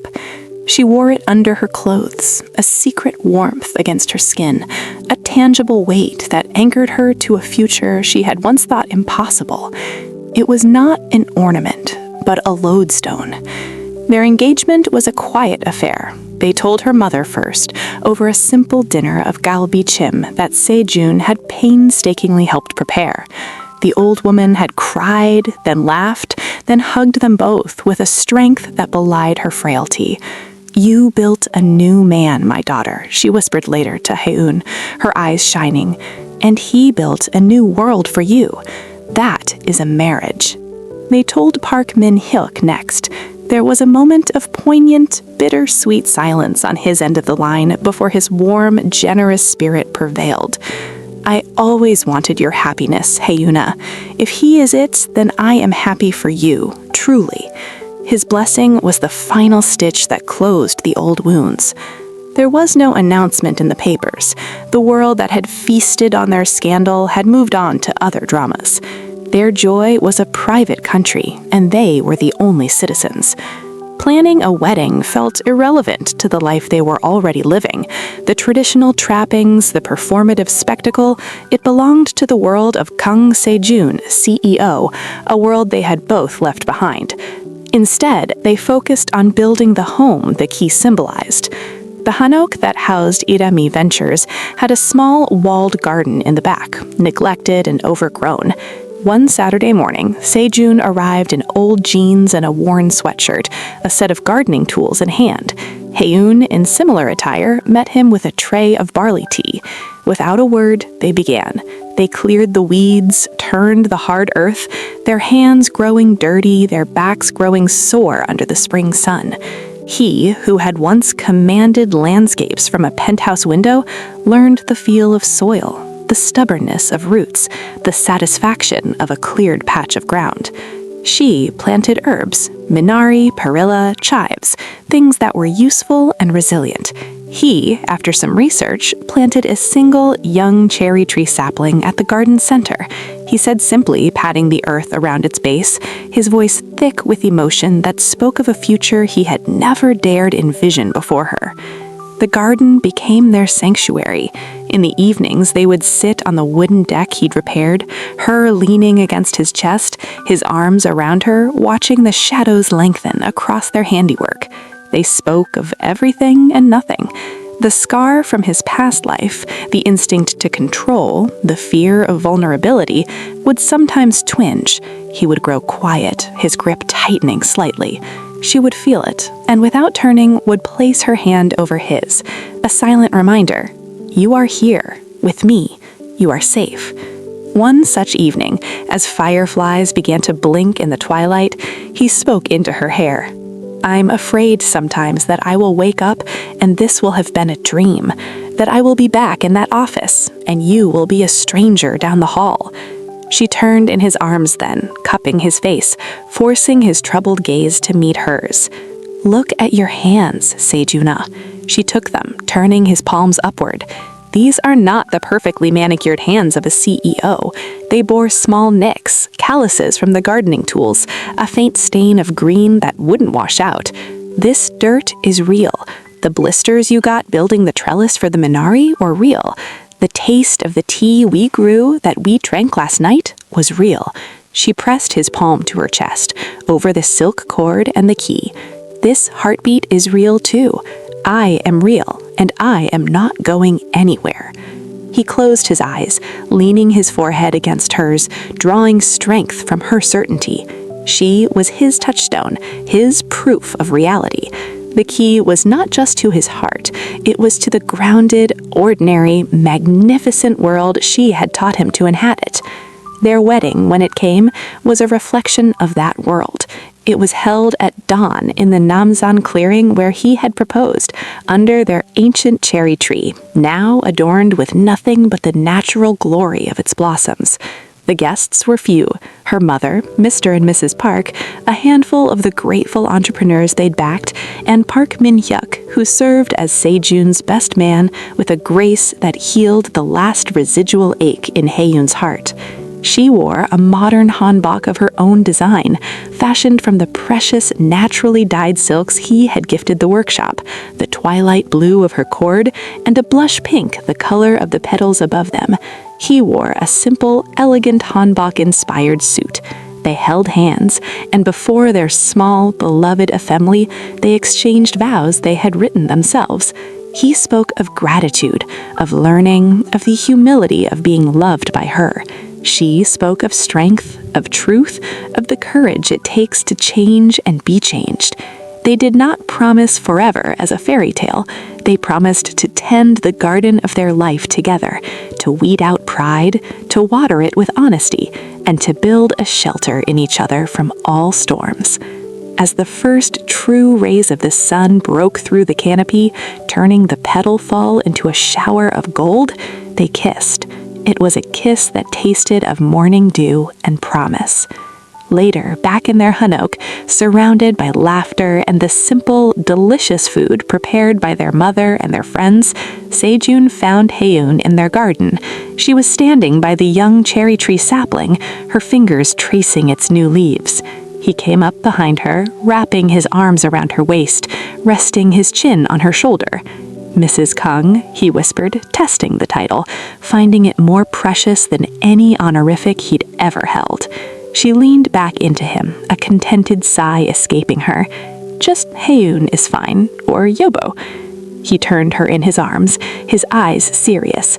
This is the home the key opens, he said, gesturing not to the house, but to the garden, to the sound of loved ones inside, to the space between their bodies. You gave me the key a year ago. Today, you gave me the home. Yoon Haeyoon reached up, her thumb brushing away a single happy tear from his cheek. No, my love, she whispered. We built it, together. And in the dappled sunlight of their first day as husband and wife, surrounded by the living things they had nurtured from the ground up, Kang Sejun knew it to be the deepest truth. The fortress was gone, the throne was gone. In their place was this, a garden, a key, a shared heartbeat. It was not everything. It was the only thing that mattered. Time in their new world was not measured in fiscal quarters or stock peaks, but in the quiet, resonant notes of a shared life. The sapling in their garden grew, its branches stretching toward the sun with a resilient grace that mirrored their own journey. Irumi Ventures flourished, not as a juggernaut, but as a respected, gentle force, a testament that success could be woven with threads of ethics and empathy. The story of the fallen titan and the clerk who became his redemption faded from public memory, replaced in their small circle by the living legend of a profound and enduring love. Years bloomed and fell like the cherry blossoms in their Namsan clearing.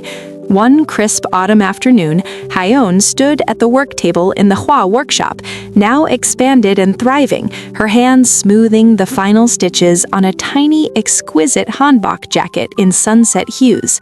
Her mother, older, frailer, but eyes still bright, watched from her chair by the window, a blanket of Sejun's choosing draped over her knees. "For a granddaughter?" her mother said softly, not a question. Hyeon's hands stilled. A slow, serene smile touched her lips. She nodded. For a granddaughter. The news, when shared that evening in their garden under the now sturdy cherry tree, was met not with a shout, but with a silence so profound it was its own kind of music.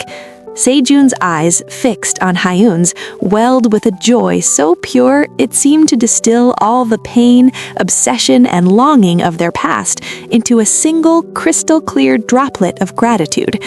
He knelt before her chair, not in proposal, but in reverence, resting his cheek against her still flat stomach, his broad shoulders shaking with silent, overwhelmed emotion.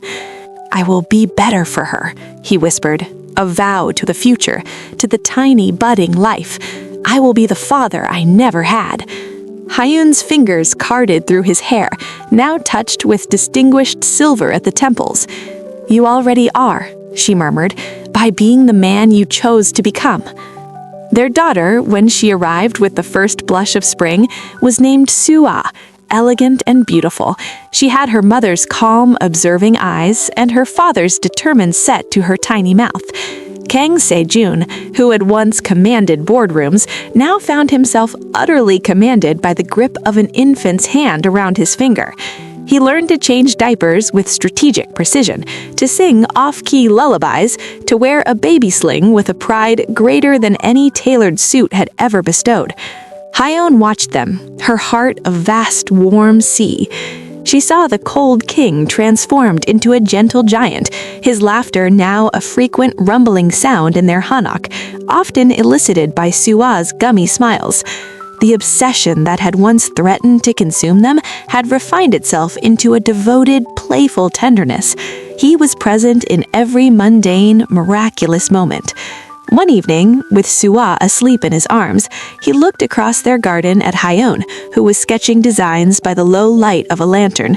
The twilight blue silk cord, now holding both the key and a simple wedding band, peeked from the collar of her shirt. "Do you ever miss it? The intensity of it all? The fight?" Hyeon set her pencil down.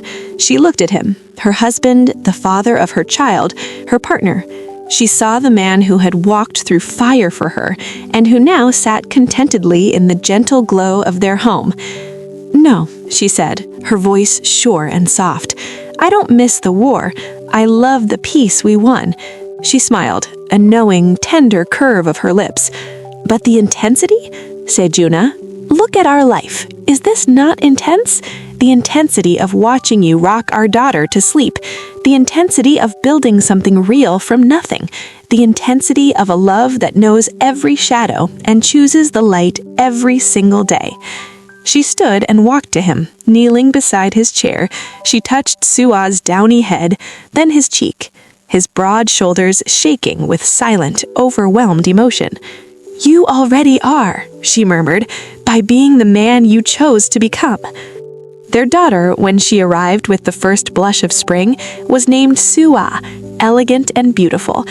She had her mother's calm, observing eyes and her father's determined set to her tiny mouth. Kang Se-jun, who had once commanded boardrooms, now found himself utterly commanded by the grip of an infant's hand around his finger. He learned to change diapers with strategic precision, to sing off-key lullabies, to wear a baby sling with a pride greater than any tailored suit had ever bestowed. Hyeon watched them, her heart a vast, warm sea. She saw the cold king transformed into a gentle giant, his laughter now a frequent rumbling sound in their hanok, often elicited by Sua's gummy smiles. The obsession that had once threatened to consume them had refined itself into a devoted, playful tenderness. He was present in every mundane, miraculous moment. One evening, with Sua asleep in his arms, he looked across their garden at Hyeon, who was sketching designs by the low light of a lantern. The twilight blue silk cord, now holding both the key and a simple wedding band, peeked from the collar of her shirt. Do you ever miss it? The intensity of it all? The fight? Hyun set her pencil down. She looked at him, her husband, the father of her child, her partner. She saw the man who had walked through fire for her and who now sat contentedly in the gentle glow of their home. No, she said, her voice sure and soft. I don't miss the war. I love the peace we won. She smiled, a knowing, tender curve of her lips. But the intensity? Sejuna, look at our life. Is this not intense? The intensity of watching you rock our daughter to sleep. The intensity of building something real from nothing. The intensity of a love that knows every shadow and chooses the light every single day. She stood and walked to him, kneeling beside his chair. She touched Sua's downy head, then his cheek, his broad shoulders shaking with silent, overwhelmed emotion. You already are, she murmured, by being the man you chose to become. Their daughter, when she arrived with the first blush of spring, was named Sua, elegant and beautiful. She had her mother's calm, observing eyes and her father's determined set to her tiny mouth. Kang Sejun, who had once commanded boardrooms, now found himself utterly commanded by the grip of an infant's hand around his finger. He learned to change diapers with strategic precision, to sing off-key lullabies, to wear a baby sling with a pride greater than any tailored suit had ever bestowed. Hyun watched them, her heart a vast, warm sea.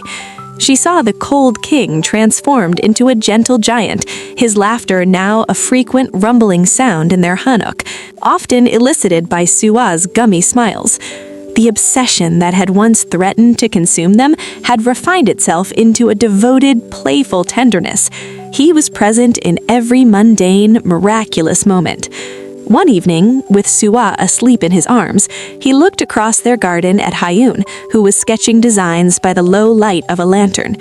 The twilight blue silk cord, now holding both the key and a simple wedding band, peeked from the collar of her shirt. Do you ever miss it? The intensity of it all? The fight? Hyun set her pencil down. She looked at him, her husband, the father of her child, her partner. She saw the man who had walked through fire for her and who now sat contentedly in the gentle glow of their home. No, she said, her voice sure and soft. I don't miss the war. I love the peace we won. She smiled, a knowing, tender curve of her lips. But the intensity? Sejuna, look at our life. Is this not intense? The intensity of watching you rock our daughter to sleep. The intensity of building something real from nothing.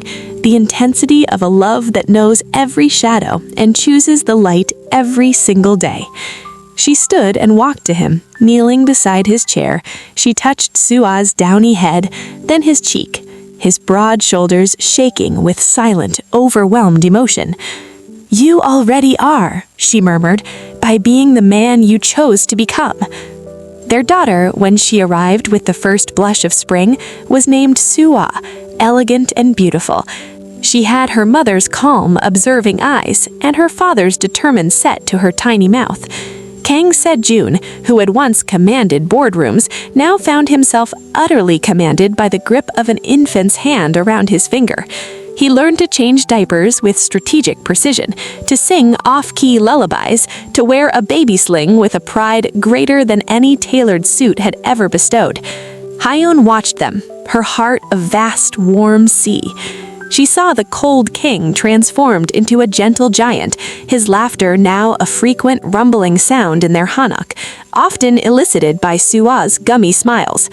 The obsession that had once threatened to consume them had refined itself into a devoted, playful tenderness.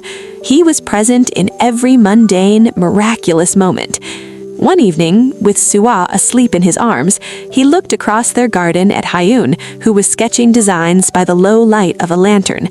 The twilight blue silk cord, now holding both the key and a simple wedding band, peeked from the collar of her shirt. Do you ever miss it? The intensity of it all? The fight? Hyun set her pencil down. She looked at him, her husband, the father of her child, her partner. She saw the man who had walked through fire for her, and who now sat contentedly in the gentle glow of their home. "No," she said, her voice sure and soft. "I don't miss the war. I love the peace